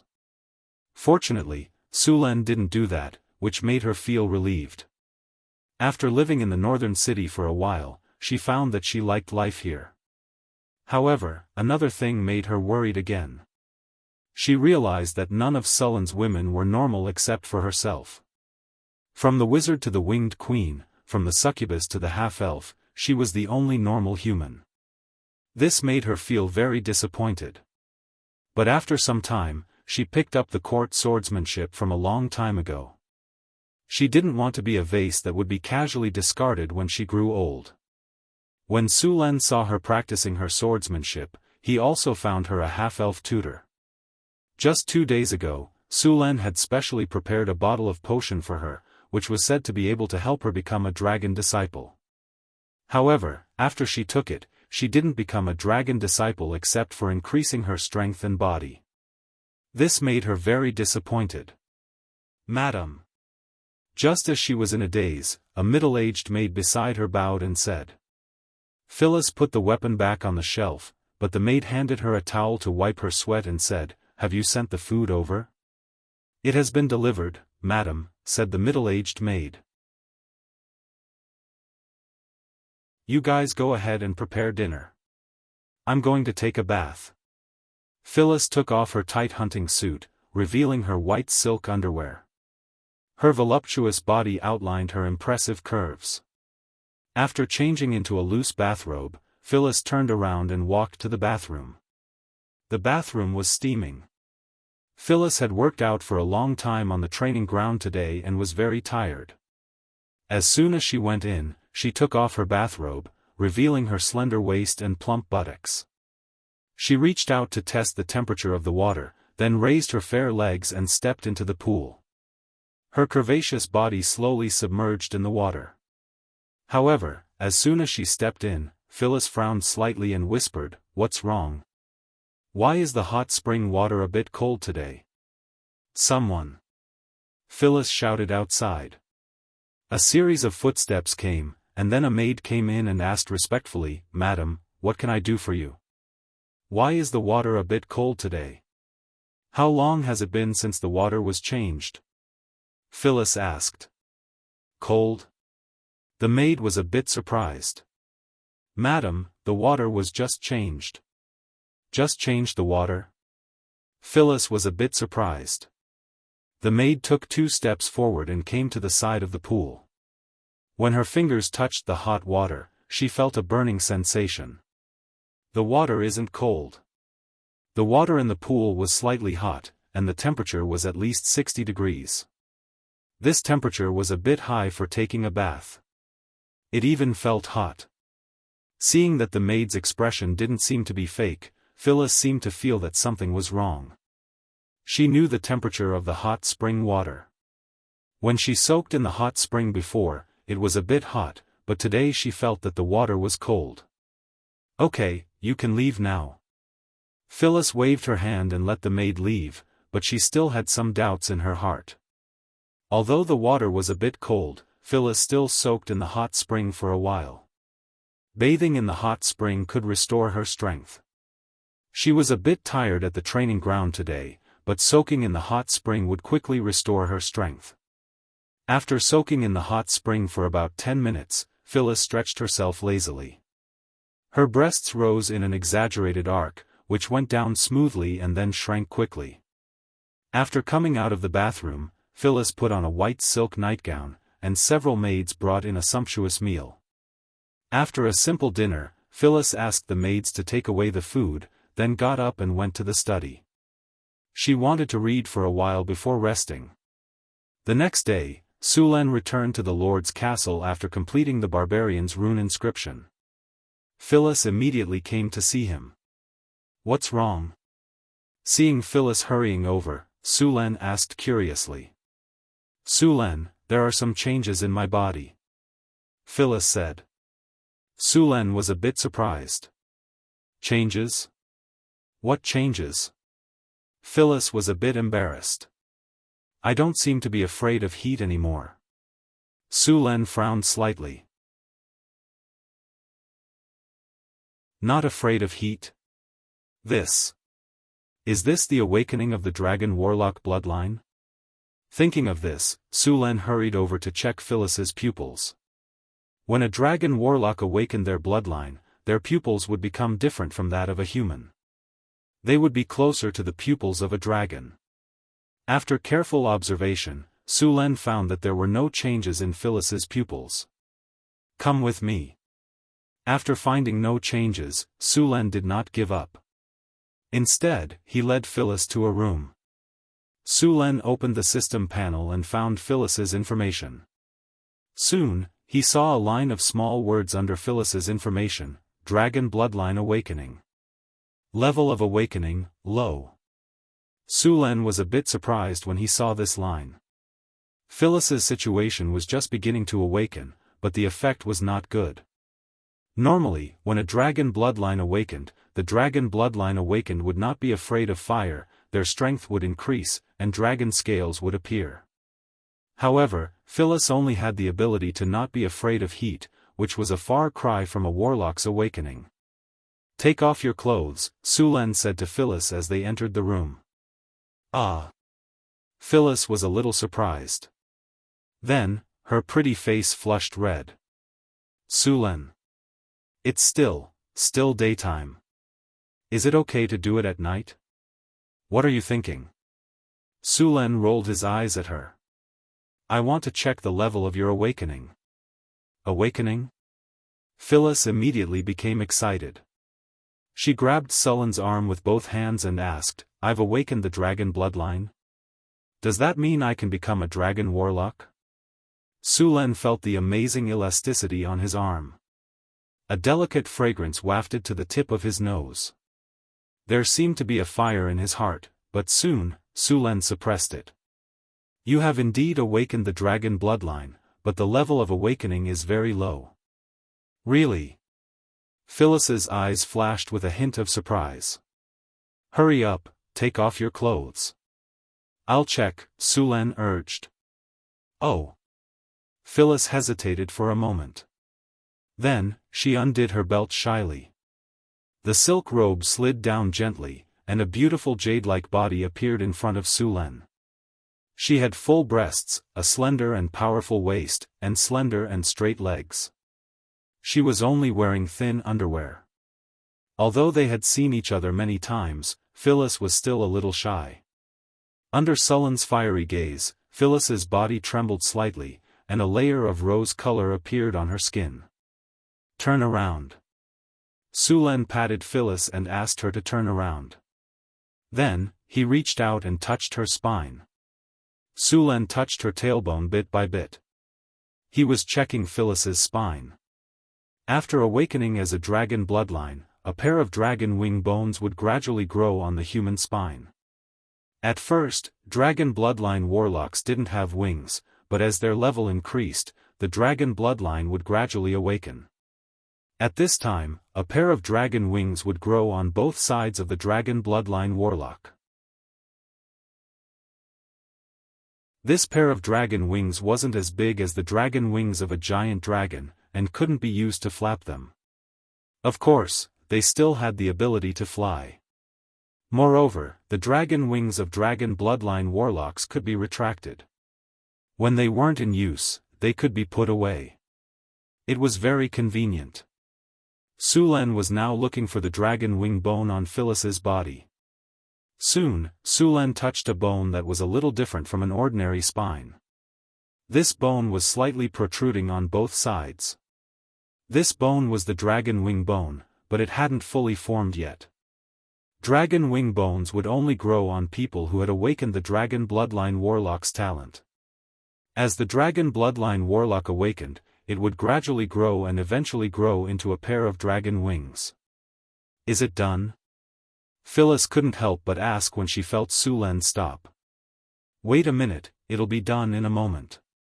Sulan looked at the half-naked beauty in front of him, and the fire in his heart burned again. Phyllis turned her head and looked at him. She asked with some confusion, "Why did you take off your clothes too?" "Because I think you're a little shy." Sulan smiled and reached out to hug Phyllis. "No, it's daytime now." Phyllis instantly understood. Her body subconsciously wanted to resist, but how could Sulan let a fat sheep escape from his mouth? "What are you thinking?" "I'm just checking your body," Sulan said righteously. "This won't do." "Ugh. Ugh." Soon, some indistinct sounds came from the tightly shut door.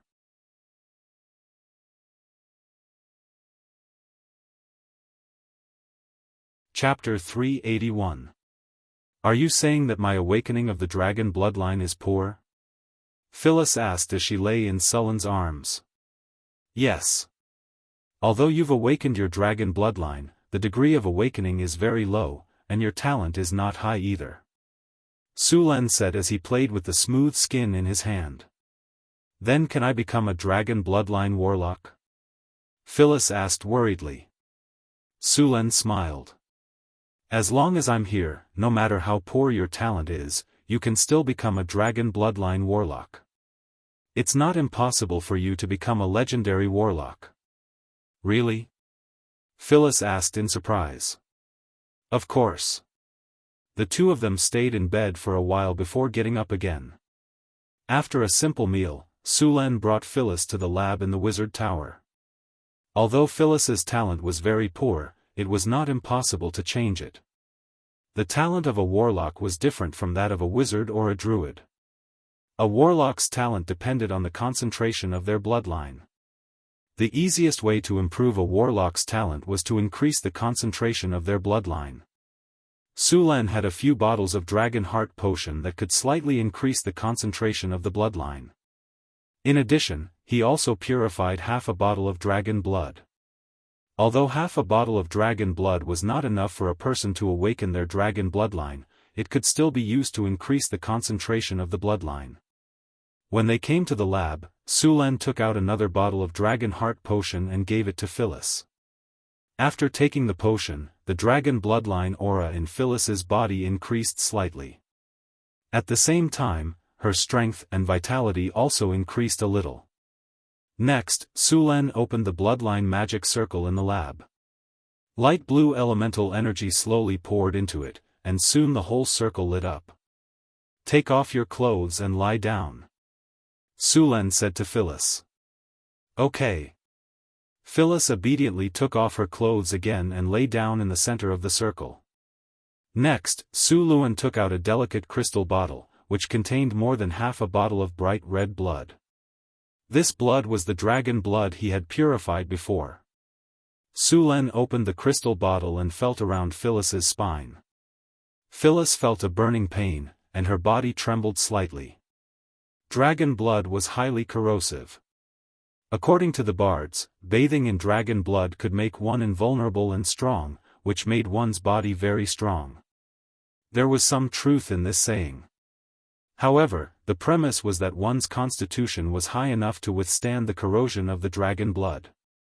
Moreover, in addition to its corrosiveness, the blood of the red dragon was like magma. Under normal circumstances, directly bathing in dragon blood would cause severe burns to a large extent. Although the blood of the white dragon would not burn, it would freeze people into ice. Hiss! Phyllis's body trembled slightly, and her muscles tightened. Obviously, she was in great pain. Bear with it, it will be over soon. Sulan looked at Phyllis, who was biting her lips so hard that they were about to bleed. Phyllis nodded with some difficulty. As long as I can become a dragon disciple, I can endure any pain. Yes. Looking at Phyllis's expression, Sulan nodded slightly. The bloodline transformation circle was not difficult, and Sulan did not have a hard time operating it. Sulan put the crystal bottle that contained the dragon blood on the experiment table, and then took out some magic gem powder. With a snap of his fingers, a light flashed, and the powder instantly emitted a colorful light. Then, like a colorful ribbon, it flew up. Sulan's finger gently moved, and the ribbon quickly moved along with his finger.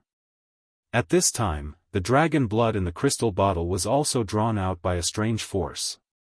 Strands of bright red dragon blood slowly extended from Phyllis's spine in the direction of Sulan's finger. The ribbon and the dragon blood quickly merged. Before she knew it, her entire spine was covered by the dragon blood. The dragon blood was the product of Sulan's purification. The dragon blood did not belong to a black dragon or a green dragon, but was similar to the color of the dragon blood in its initial state. Sulan's expression was very serious, and his eyes were sharp. His fingers moved quickly, and runes that seemed to contain mysterious power quickly formed in his hand. When the last rune was completed, Sulan picked up a magic staff and softly chanted. The surrounding elemental energy quickly gathered and formed a frightening magic wave. The last light flashed. Sulan gently pointed, and a huge amount of energy instantly poured into Phyllis's spine. Whoosh! A large amount of elemental energy poured into the laboratory and formed a slight elemental vortex. There was even an elemental siphoning phenomenon in the surroundings. The huge amount of energy in the elemental pool quickly poured out. Dragon blood baptism. Runes rose from the magic circle. These runes emitted a dazzling light and quickly merged with Phyllis's body. These runes carried a powerful force and quickly merged with the dragon blood. Then, they completely merged with Phyllis's body. Phyllis's body trembled slightly. Her eyes became blurred, and her body trembled slightly. After the burning and corrosive sensation disappeared, strands of scorching energy emitted from her spine and quickly circulated throughout her body. As this energy circulated, Phyllis's body was also rapidly changing. The power of the bloodline in her body was also rapidly increasing. As the energy continued to circulate, Phyllis's body became stronger little by little. Sulan was slightly relieved. A sense of fatigue came over him. Although the dragon blood baptism was not difficult, it consumed a lot of energy. Alright, the ritual is completed. You can get up now. Sulan snapped his fingers and cut off the energy supply of the runic circle. The whole runic circle slowly dimmed. Done? Phyllis was a little stunned. Then, she got up and put on her clothes under Sulan's urging. Your body should be very strong now. The dragon blood baptism just now can strengthen your bloodline. You can feel the changes in yourself, Sulan said with a smile. I feel my body is full of energy. Phyllis said excitedly as she clenched her fist. This is just one of the changes. Sulan said affirmatively, the potential of a dragon bloodline warlock is quite amazing, especially a warlock with a strong bloodline like yours.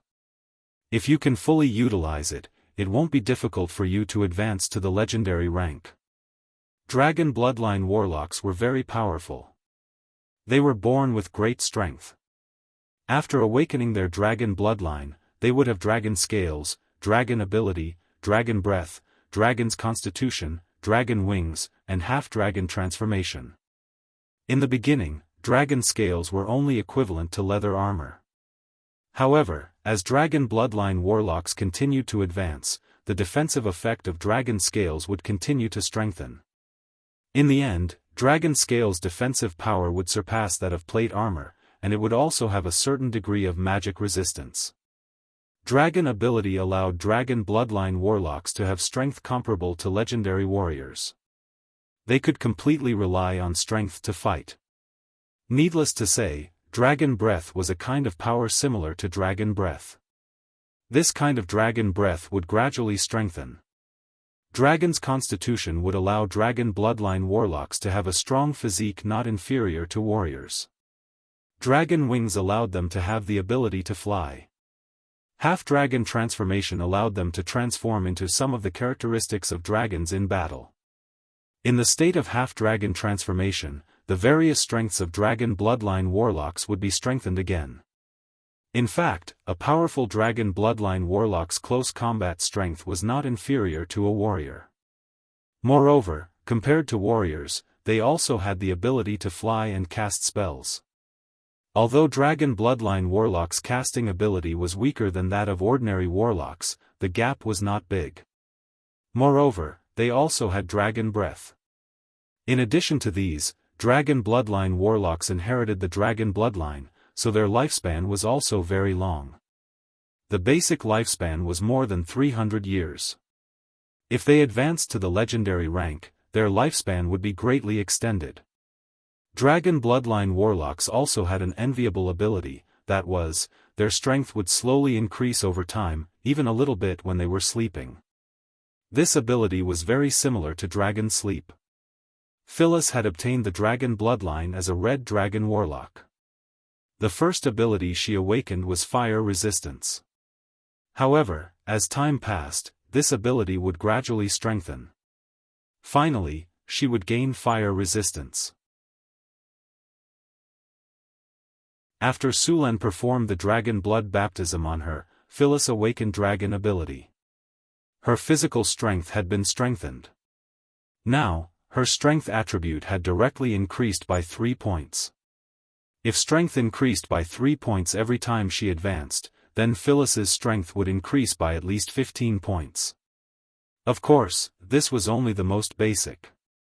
With some professional training, it would not be difficult for Phyllis's strength to exceed 35 points. Many legendary warriors after advancing to the legendary rank did not have the same strength. Okay, now go to the training ground to test your ability, Sulen said after watching Phyllis move her body for a while. Okay, I still can't control the sudden increase in strength. Phyllis nodded. She had not yet adapted to the sudden increase in strength. Sulen took Phyllis to the 5th floor of the Wizard Tower. This floor was the training ground of the Wizard Tower. There were a total of 30 training grounds here. They used the space expansion technique to expand the space. These training grounds were blessed with various protective spells and were divided into levels. However, the training grounds in the Wizard Tower could only withstand the spell attack of a level 4 wizard at most. As for more powerful spells, they could only go to other places to practice. In fact, there were basically no training grounds that could withstand legendary attack spells. Sulen chose a level 2 training ground, which could withstand the destructive power of spells between level 0 and level 4. Phyllis had just become a dragon bloodline warlock. Although her strength had increased greatly, according to the destructive power, it was not at the level of a level 4 spell, so she could use all her strength. Catch! Sulen took out a long sword and handed it to her. Now that your strength has increased greatly, you can try swordsmanship first. Then, get used to it as soon as possible. Phyllis nodded and took the long sword. As soon as the long sword was in her hand, she could acutely feel that the weapon was much lighter. In fact, it was not the weapon that was lighter, but her strength had increased. Phyllis had learned palace swordsmanship before, so she began to practice it as soon as she got the weapon.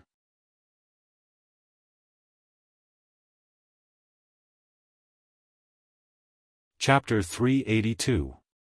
Phyllis waved her weapon and then launched an attack on Su Luan. Su Luan gently flicked her weapon away with his wooden sword, and then casually knocked Phyllis's calf with his sword. "Focus," Su Luan said in a deep voice. "Sorry." Phyllis quickly got up, picked up her weapon, and got into a fighting stance. "Ha!" Phyllis once again waved her weapon at Su Luan, but of course, she was easily defeated by Su Luan. After a while of sparring, Su Luan had a rough idea of Phyllis's strength. To be honest, Phyllis's combat awareness was not high, and the palace swordsmanship she learned was not very effective. The palace swordsmanship was developed from the battlefield swordsmanship, and there was nothing wrong with it. But later, the palace swordsmanship gradually began to be improved in the direction of rituals and patterns. In the end, this kind of swordsmanship was inclined to the performance type and was not suitable for fighting. "Phyllis, don't learn the palace swordsmanship in the future," Su Luan said. "I'll ask the drows to teach you a swordsmanship suitable for fighting." "Okay." Phyllis nodded. After awakening the dragon bloodline, Phyllis's strength had reached the first grade, but because she was not good at fighting, her strength could only be regarded as average, and it was completely due to the improvement of her physical fitness. Her current physical fitness was very strong, and she could basically crush ordinary knights. After a complete test, although Phyllis was very tired, she was very excited. She was obviously very happy with the power she had just gained. "Take a rest," Su Luan said with a smile. "Since you've awakened the dragon bloodline, don't be lazy in the future." "Okay." Phyllis panted and took the towel handed to her by the maid to wipe her sweat. After Phyllis awakened the dragon bloodline warlock, Su Luan put away the remaining bottles of dragon heart potion. These potions could no longer increase the concentration of her bloodline. He planned to let others try it in the future. While Su Luan was busy processing the materials from the Hydra and the Swamp Giant, Hathaway was studying the creation of the Tower Genie. It was very difficult to create a tower spirit. Originally, Hathaway had planned to use the normal method to create a tower spirit. However, after obtaining the Mageweth inscription technology, it could also be used to create a tower spirit. After some discussion, Su Luan and Hathaway decided to use the Mageweth inscription technology to create a tower spirit. Initially, Su Luan had thought that Hathaway would still need some time to learn this technique, and that it wouldn't be the best time to create the Tower Genie. However, he didn't expect that after advancing to the legendary level, her learning ability would also increase. It only took her a few days to completely master the Mageweth inscription technique. Compared to Su Luan, who was a wizard who only focused on one subject, Hathaway, who had a formal wizard education and a part-time master alchemist, learned all kinds of skills much faster. She could learn all kinds of knowledge by analogy. When he saw Hathaway again, she was full of energy. "Su Luan, I'm going to make the tower spirit." Su Luan's face lit up with joy. "You've already mastered the Mageweth inscription technique?" "Yes, I've succeeded," Hathaway said with a smile. "Then what are we waiting for? Let's make the tower spirit." Su Luan excitedly pulled Hathaway directly to the wizard tower. The two arrived at the laboratory, where all kinds of equipment were ready. The energy of the elemental pool was turned on, and the concentration of elemental elements in the laboratory rapidly increased.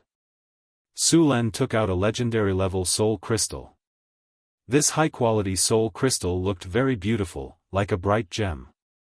It contained powerful soul energy, which was the main material for making a tower spirit. Hathaway gently pointed with her finger, and a large amount of elemental energy rushed out. The rune circle that had been prepared in advance quickly lit up. Su Luan handed the soul crystal to Hathaway, and Hathaway took out a magic staff. Then, she gently pointed at the soul crystal, and the purple soul crystal floated in mid-air. A chant was heard, and Hathaway summoned a ball of elemental fire that kept jumping.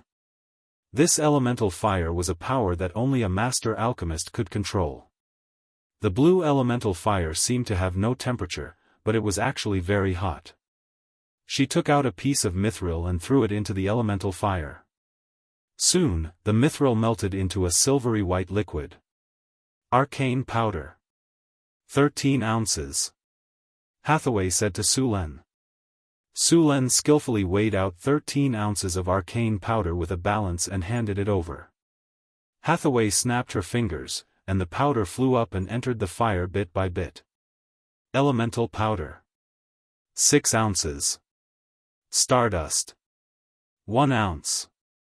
As the elemental fire continued to burn, Hathaway added all kinds of magic materials. The original silvery white liquid gradually turned pale gold. When all the materials were fused together, Hathaway picked up the soul crystal with a serious face. She held the soul crystal with the sorcerer's hand and let it slowly enter the elemental fire. The blue elemental fire quickly wrapped around the soul crystal, and then it fused with the pale gold liquid. The fusion lasted for about an hour. When the two were completely fused, Hathaway breathed a sigh of relief. Of course, this was only the first step. The next step was to inscribe runes on the half-finished material. This step was very crucial. If there was a mistake in the runes, the material would have to be reforged. Every time it was reforged, it would lose a lot of soul energy and materials. Hathaway took out the tools she had prepared. Ordinary carving knives could not be used to inscribe runes, so she used a special tool. Powerful elemental energy gathered in midair. Hathaway activated the tool, and the half-finished soul core in front of her instantly enlarged from the size of a palm by a few hundred times. Next, Hathaway controlled the special carving knife and began to inscribe runes. These runes had been simulated in her mind hundreds of times. Although it was her first time doing it, she was very familiar with it. Runes quickly appeared one after another without any mistakes. The runes connected with each other, and finally, the entire soul core was engraved with runes. When the last rune was engraved, a light flashed, and all the runes lit up. Finally, they connected into one. Soul control. Hathaway snapped her fingers, and powerful magic waves emanated from her body.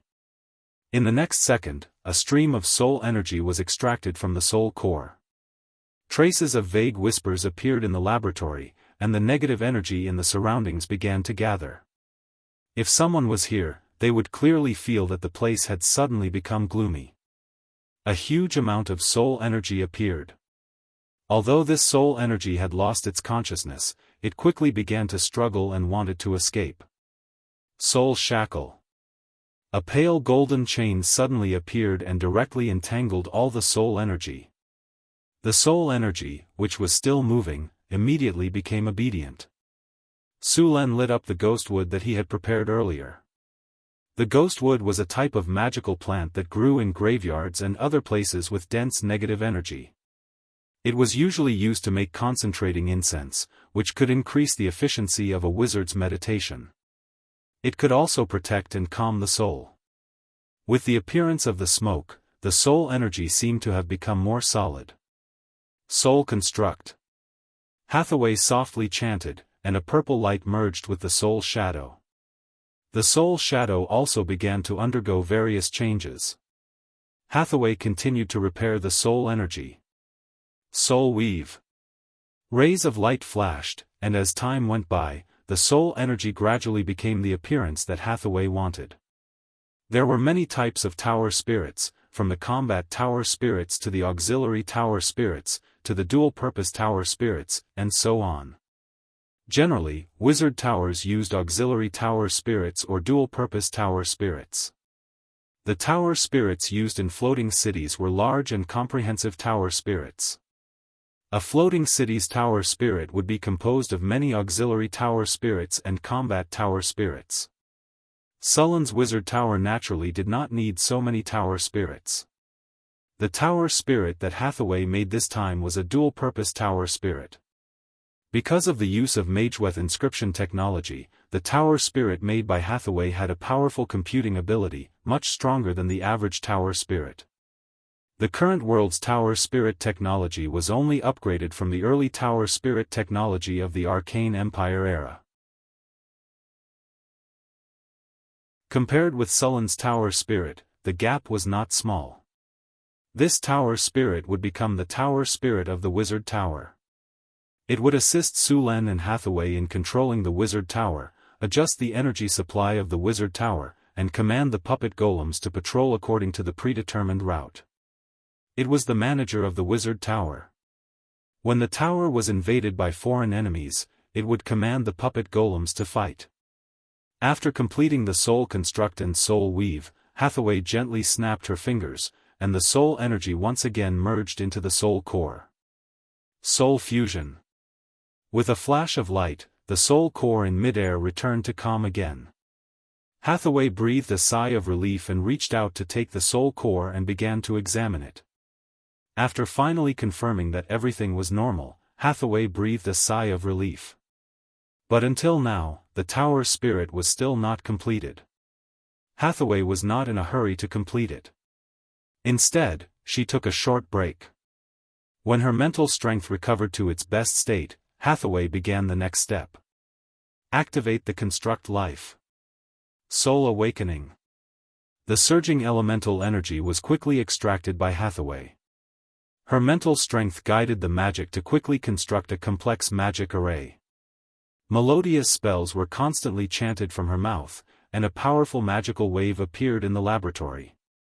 A golden aura appeared out of thin air.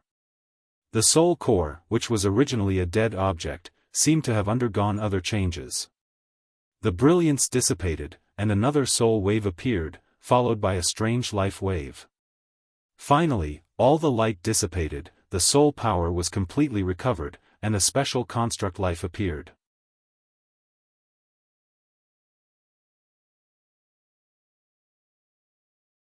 Chapter 383.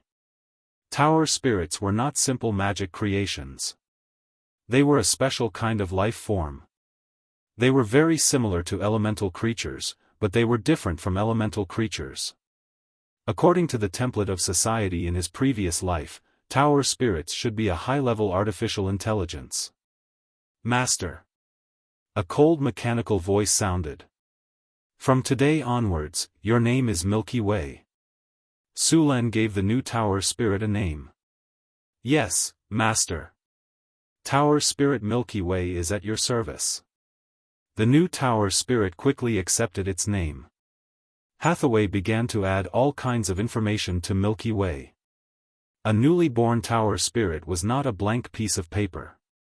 Because of the remnant soul consciousness in the soul crystal, it usually received some simple general knowledge.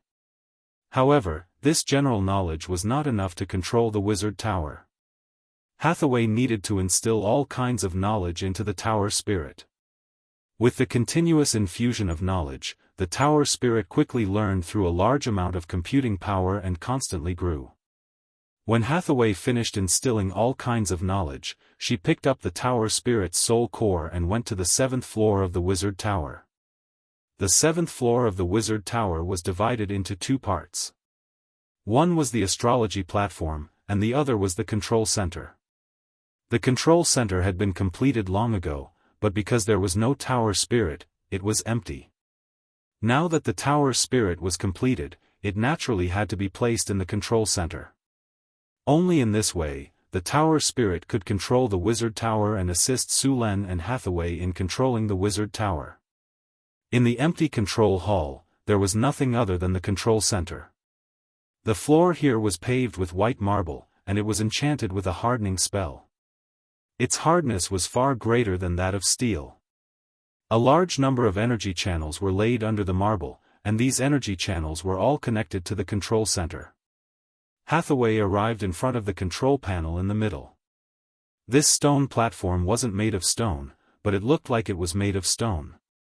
Hathaway had used several dozen kinds of magic materials to create it, and it had a very strong magic conductivity. A large number of magic patterns had already been engraved on the control panel. In the middle of these magic patterns, there was a groove. With a light tap of her finger, several rays of magic light flashed, and the control center slowly rose. Hathaway took the tower spirit's soul core, and then placed the soul core into the groove. With a light snap, the soul core was tightly sealed. With a flash of light, the runic array of the control center was activated, and the entire console emitted a dazzling magic light. The energy of the elemental pool was instantly activated, and a huge amount of elemental energy flowed into the control center through the energy channel.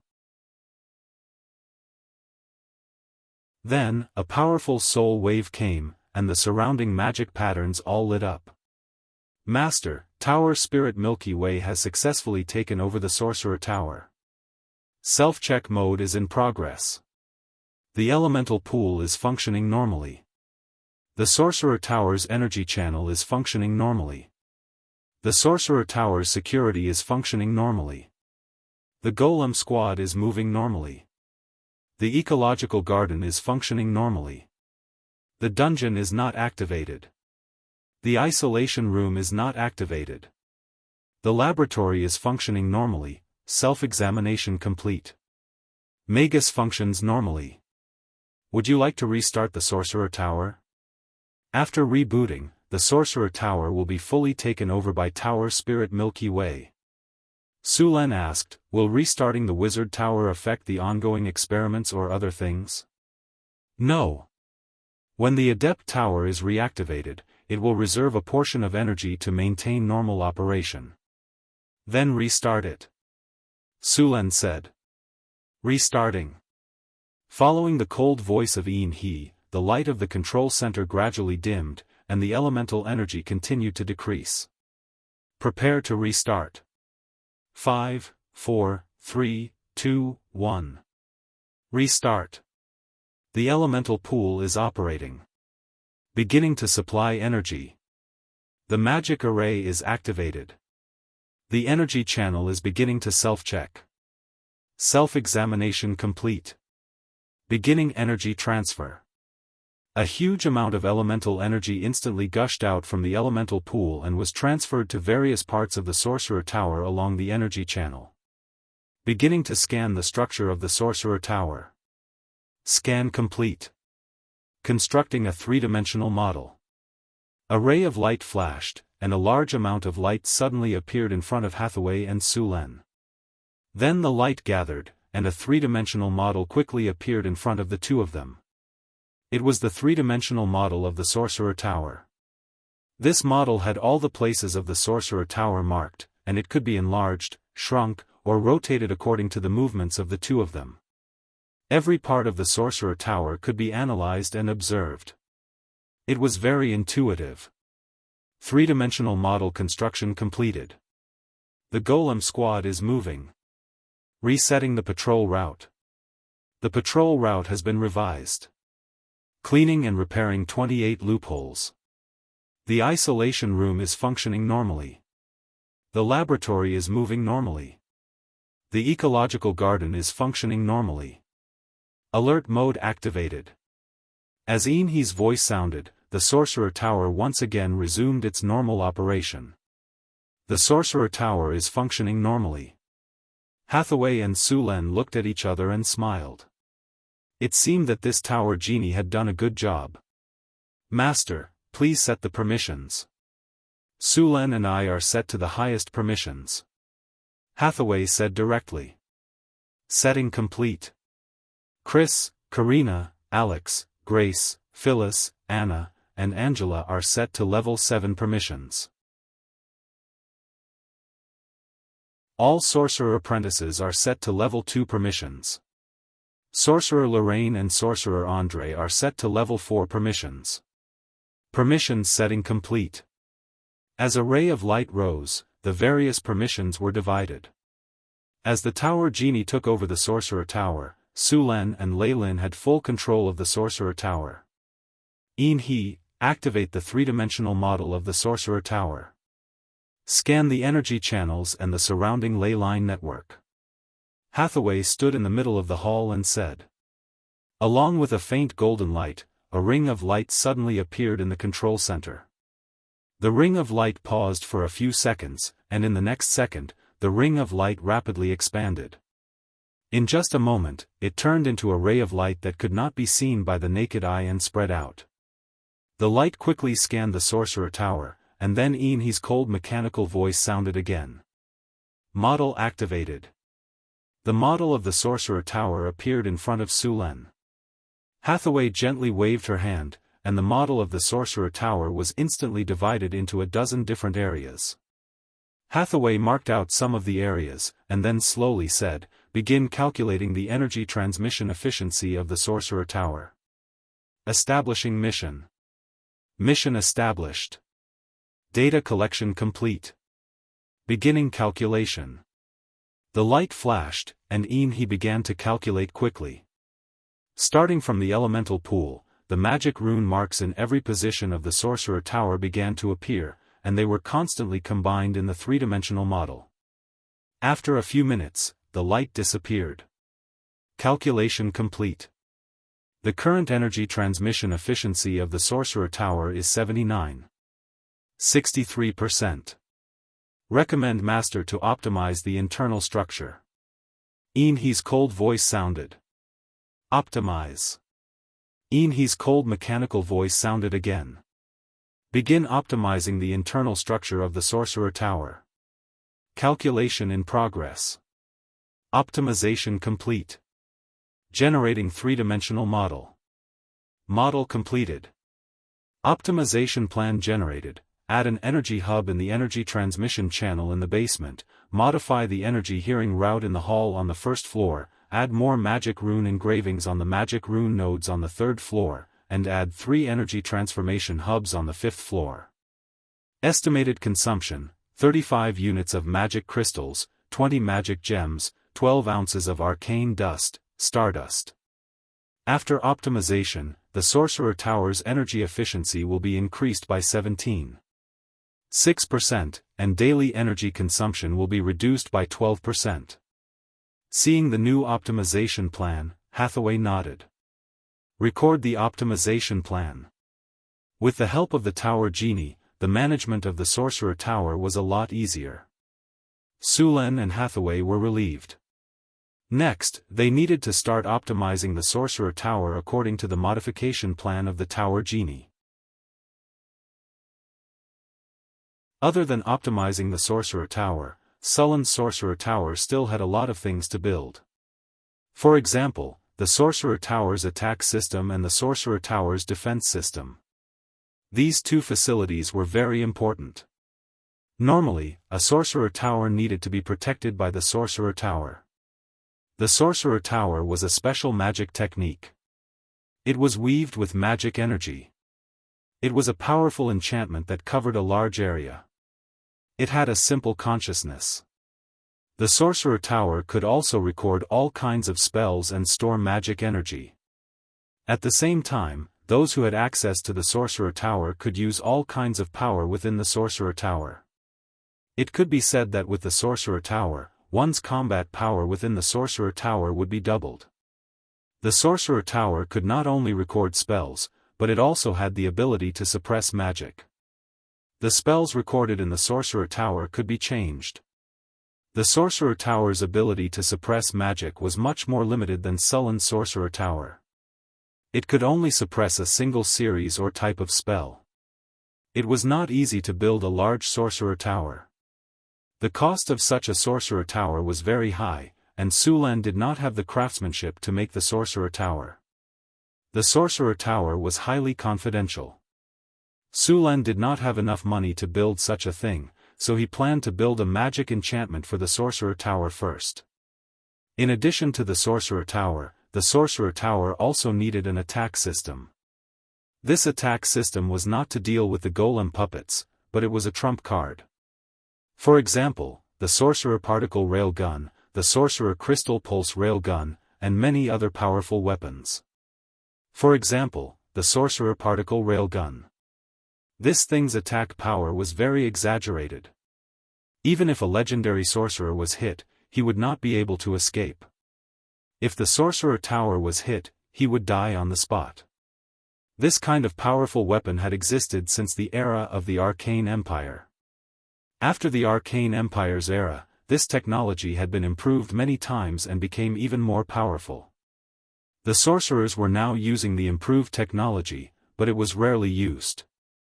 However, although this kind of weapon was very powerful, it was not suitable to be equipped because this kind of weapon consumed too much energy. A sorcerer particle railgun required a variety of materials. Mithril was only a part of it. There were more than a dozen other materials. It was not easy to build, and this kind of technology needed to be supplemented.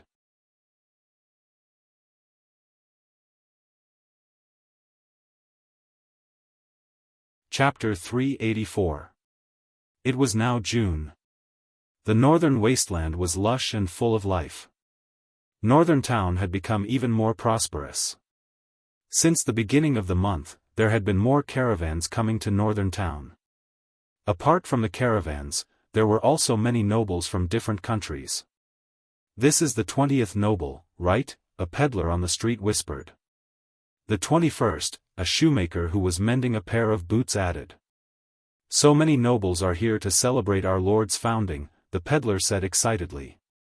The itinerant man said excitedly, "I really hope more nobles will come. Then I can earn more money." "Hey, Jack, you've made about 3 silver nars this month, right?" "Don't be too greedy," the shoemaker said. "You're talking like you've made less money, Harry." Jack glanced at him and said. Hee. "I really want to earn 5 gold nars as soon as possible so that I can have my own piece of land here," Jack said with a sigh. "Yes, thanks to our kind Lord. Otherwise, we wouldn't be able to save enough money to buy a piece of land," Harry said with a smile. Harry smiled and said, "This month, our Lord is going to officially establish a duchy. May the gods protect our Lord and our country." When night fell, Jack walked briskly to the market. Every day, when the market was about to close, he would come here to buy some cheap food. Northern Town had a lot of seafood, so the price was not expensive. Now that the market was about to close, the price was even lower. A 2-pound fish only cost 8 copper nars. When the market was about to close, the price was even lower. If it was a dead fish, it would only cost 4 copper nars. Although it was a dead fish, it had been dead for less than a day. His son was lucky. Now, he could eat fish soup every now and then. When he was young, he couldn't even eat enough potatoes, let alone meat soup. It was really a good time. Jack's house was on the west side of the outer town. It was a small house with 2 bedrooms and 1 living room. He lived here with his wife and 3 children. The house was small and shared a yard with several other families. Outside, there was a drainage ditch. There were 3 faucets in the yard. There were some empty spaces in the yard for drying clothes. There were also a few chicken cages next to the yard. There were a few hens in the cages. The eggs that the hens laid would be accumulated and sold at the market when there were enough eggs. As a commoner who had lived here for almost a year, Jack had his own plans. He wasn't like some people who enjoyed a good life and lived a careful life. He planned to work hard to earn money and buy a few acres of land when the price of land in Northern Town was low. Then, when his 2 sons grew up, his elder son would continue to be a peddler, his younger son would work as a farmer, and his daughter would find a good husband and give them a dowry. This way, their family would be able to take root in Northern Town. At the thought of this, Jack's heart was burning with passion. He could be considered worthy of his 3 children. When their grandfather and his father died, not to mention the land, even the house was in ruins. The inheritance that he left for them was already much better than his father's. When Jack returned home, he found that Hanson's family, who used to live in the same yard, had moved away. Hanson's son, Bernie, had successfully joined the army of Northern Town. His family had also left the commoners' class. The soldiers in North Town City were paid handsomely, and their families were allowed to have their own houses. It wasn't like the 40-square-meter house he was currently living in, where 5 or 6 families were squeezed together. It was a real house with a courtyard. As long as they became soldiers, they would be treated very well. The army provided food and shelter, and they could eat meat every day. This was something that countless commoners envied. After becoming soldiers, Northern Town would also distribute land. It could be said that as long as they became soldiers, their family wouldn't have to worry about food anymore. However, it wasn't easy to become a soldier. Every day, they had to undergo cruel training. If they were eliminated during training, they could only become a militia. The treatment of a militia was far worse than that of a soldier. Jack once wanted to join the army, but he gave up after trying. People died in war. His son wanted to join the army, but Jack didn't agree. Now, he just wanted to live a stable life and make his family better little by little. Northern Town was under construction every day. Although many places were completed, there were still a lot of empty spaces in the city. These empty spaces would naturally be used for construction in the future. The most important thing in Northern Town now was to prepare for the Lord's founding celebration. The entire Northern Town was busy preparing for this. For the celebration, every street in the city had to be cleaned. Trees and flowers were planted on both sides of the road. The city was decorated with beautiful flowers. Perhaps Northern Town wasn't as prosperous as the cities in the Southern Alliance, nor was it as populous as the capital of Florence. However, anyone who came here first felt that everything was solemn and neat. Everything was in order. The refugees from various countries quickly got used to the order of the city. They accepted their new life and quickly integrated into it. In just over 2 years, such a magnificent city had appeared in the northern wasteland. The sea breeze from the eastern sea brought enough rain to the northern wasteland. Many caravans from the Kingdom of Florence came to Northern Town along the road to the northern wasteland. Carts of goods were transported to the warehouse by laborers. These were the goods and daily necessities that Northern Town had purchased from various countries. For example, cloth, oil, slaves, spices, salt, preserved fruits, and enchanted materials. The number of slaves purchased by the Northern Town city had never decreased. The slave trade used to be the Northern Town city's biggest business. The Northern Town city would purchase around 2,000 slaves every month, so the population of the Northern Town city had been growing rapidly. Northern Town also produced salt, but the output was average. The salt produced here was rock salt. It had a high content of impurities, so it needed to be filtered. Salt production also required a lot of people. It couldn't compare to the big salt lakes in other places. Therefore, the salt mines didn't expand their production. Dark clouds came from the southeast. It could be foreseen that a heavy rain was about to hit. Many merchants were busy packing up. The carriages were stored in special garages. The horses were also driven into the stables. The coolies and porters were shouting to speed up the transportation of goods. The weather in June was unpredictable. They knew that a storm would come and go as it wished. The merchants moved their goods to their shops. However, the tavern 2 streets away was still very lively. Because of the prosperous trade in the northern wasteland, many mercenaries came here with caravans every year. At the same time, many adventurers used the tavern as a base to explore the northern wasteland. Many adventurers and mercenaries liked to squander the money they earned in a short period of time. Taverns were built one after another in Northern Town. At the same time, some seafood merchants with a keen sense of smell came here to sell abalone. Although the drinks and food in Northern Town were good, the ratio of men to women in the city was a bit imbalanced. The ratio of men to women in the city was about 6 to 4. This was mainly because Sulen didn't buy female slaves when he first bought slaves. Although he later plundered a lot of people in the northern wasteland and his territory became more populated and alleviated the problem of the ratio of men to women to a certain extent, the number of seafood merchants in the taverns decreased. Mercenaries and adventurers were willing to spend money. This phenomenon lasted for a month or 2. Many seafood merchants heard the news and came to Northern Town. Sulan didn't stop this situation. After all, these seafood merchants maintained the stability of the society to a certain extent. Otherwise, those mercenaries and adventurers who were bored out of their minds might not take the risk. There were many civilians in northern town. Some of these civilians were craftsmen. After hearing that northern town was rich, they came to live here.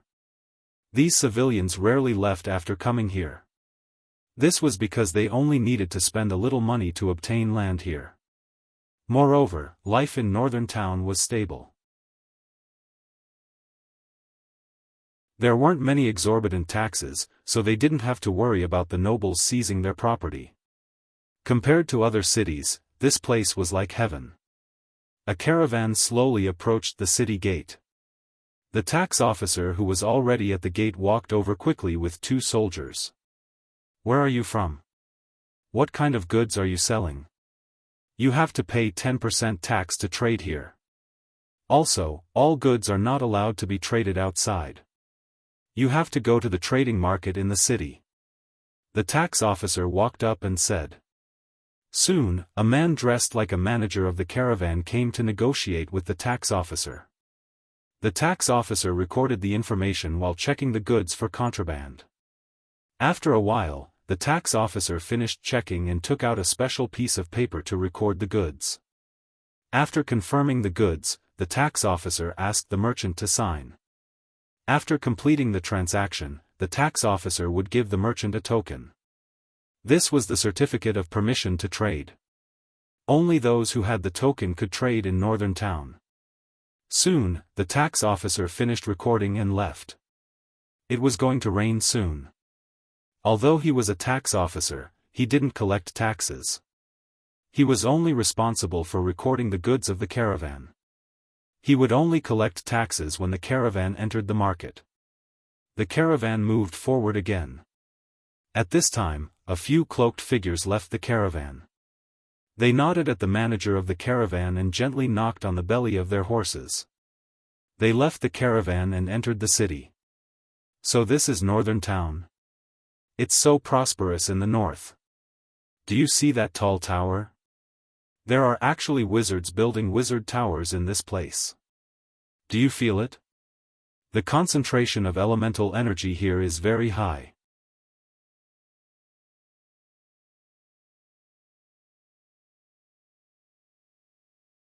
Chapter 385. Yes, the elemental concentration here is at least twice as high as the outside world. Another old voice sounded. It seems that the Lord of Northern City isn't as simple as we thought. The older man glanced around and said, "This place is indeed different from what we imagined. We've seen many cities before, and we know what they look like. The first impression I got from this city is that it's clean, and then it's orderly.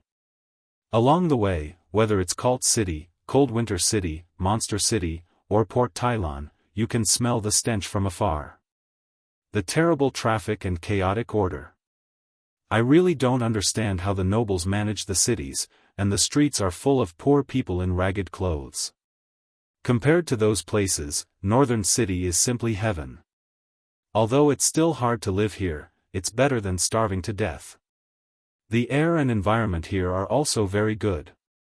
I can't imagine that this place was a wasteland 2 years ago." Along the way, they saw the poverty and filth under the appearance of prosperity in various countries. During those times of chaos and poverty, this place was orderly, and the lives of the commoners were very good. Let's go to the tavern to collect some information. At the same time, in a corner of the city gate, a few figures noticed the 2 men who had left the caravan. One of them said, "Boss, who's here this time? Do we need to report it? It's closest to Northern City, and there are all kinds of people here." Under the dim light, the drow quickly recorded some information and said. Another drow looked for a while and said, "2 wizards, record it and report it later. Let people pay attention to it, but don't pay too much attention. They won't break the rules casually." Under normal circumstances, wizards rarely intervened in mortal affairs. This had always been a matter of convention. Most of the time, wizards wouldn't even take the initiative to expose themselves to society. They were also known as the mysterious ones among the commoners. Since coming to Northern City, Sulan had led them to victory again and again, which gave them a kind of blind confidence. Even if the two wizards dared to make a move here, they would be discovered immediately. They were confident that they could get rid of these slaves. Two wizards walked into the city. They observed everything while chatting. The fame of Northern Town City had spread far and wide with the help of the caravans. There were many rumors about this pearl of the northern region, and the majestic buildings in Northern Town City had also spread far and wide. Whether it was the exquisite structure of the elevated aqueduct, the solemn Arc de Triomphe, or the magnificent and magical Sky Garden, these buildings were said to be miraculous. Many people listened to them as myths, but in fact, even those who spread the word did not know that these buildings really had various miraculous effects. Madam.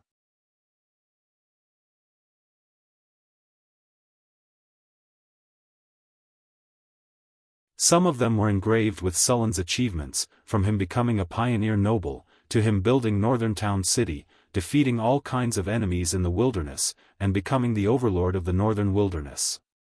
At the moment, only a part of these reliefs was completed. There was still a lot of space left on the surrounding walls. These spaces were used to engrave Sulan's achievements in the future. There might be racial wars or even national wars with other countries. The sculptors would continue to engrave Sulan's achievements in reliefs on the walls of the palace. Legendary wars, large-scale wars involving tens of thousands or even hundreds of thousands of people. If the outstanding generals of Northern Wind Duchy did something important, they would also be engraved. The Palace of Northern Town City was built in Baroque style. In addition to many sculptures, there were also many curved and oval-shaped buildings. In the hall of the palace, there were 36 tall white marble pillars supporting it. The hall was elegant and grand, with a soft shape. The interior decoration was gorgeous. The dome was oval, with some flying angels and Pegasi engraved on it. The hall was spacious and could easily accommodate thousands of people. In the center of the hall was a platform about half a meter high. On the platform was Sulan's throne. Northern Town City's actions during this time attracted the attention of the countries in the northeast. After all, the birth of a new country had a certain impact on the surrounding countries. During this time, many uninvited people came to Northern Town City to inquire about information. They hid their identities, disguised themselves as merchants, or disguised themselves as adventurers, and observed in the dark. Sulan sent out all the drows in the city and had them monitor these people. At the same time, he also increased the number of city guards. The previous security team had now been upgraded to the city guard army, and the number of people had increased to 1,000. After all, it was a city with a population of 100,000. Relying on a security team of only 300 people was already a bit of a stretch. After learning about the rise of Sulan, these people did not jump out. From what they knew, Sulan had lost at least 3 legendary figures. There were not many legendary figures in a country, less than 5 on one hand. Now that Sulan had lost several legendary figures, it was enough to make these countries tremble in fear. Although a lot of people came to Northern Citadel during this time, there wasn't any chaos in the city. Sulan had been flexing his muscles during this time. He sent out the 16 barbarian marauders and had them lead other barbarians to patrol the city. At the same time, the half-elf magic archers and half-elf rangers began to patrol the city. The appearance of so many Tier 3 and Tier 4 experts caused many people to be shocked. Such a powerful combat force was something that many kingdoms could not compare to. The entire Northern Town City was astonishingly calm. In the blink of an eye, a week had passed. When the palace in Northern Town City was completed, the founding ceremony of Northern Wind Principality was about to begin. The entire Northern Town City was in a state of nervous preparation. Countless gazes were focused on the city. The army of Northern Town City also distributed new military uniforms. In the past, Northern Town City did not have any military uniforms. Because of the founding ceremony, Sulan had ordered uniforms for the army of Northern Town City. Many civilians of Northern Town City had changed into their new uniforms. The workers of Northern Town City had also prepared all kinds of uniforms. With the help of the half-elven druids, the decorations of the city were completed. Trees were planted on both sides of the streets, and flowers of various colors were planted in the flower beds on both sides of the roads. These flowers were all in full bloom. The entire city was surrounded by flowers today. Today, the various temples of Northern Town City had also participated. Although Sulan did not agree to accept the coronation of their pope, they would still participate in Sulan's ceremony. After all, as the lord of Northern Town City, if they really pissed him off, Sulan could use all kinds of rules to restrict them from developing their churches. Therefore, under normal circumstances, the various temples would try to maintain a good relationship with the local lord. The first rays of the morning sun scattered, and the orange sun slowly rose from the east. A melodious bell slowly rang. Countless people walked out of their homes and headed to the various plazas. Today was the day Northern Wind Principality was officially founded. You're tuning in to the Unparalleled SwordWill YouTube channel. Don't forget to subscribe and join us on this journey to catch the most captivating stories.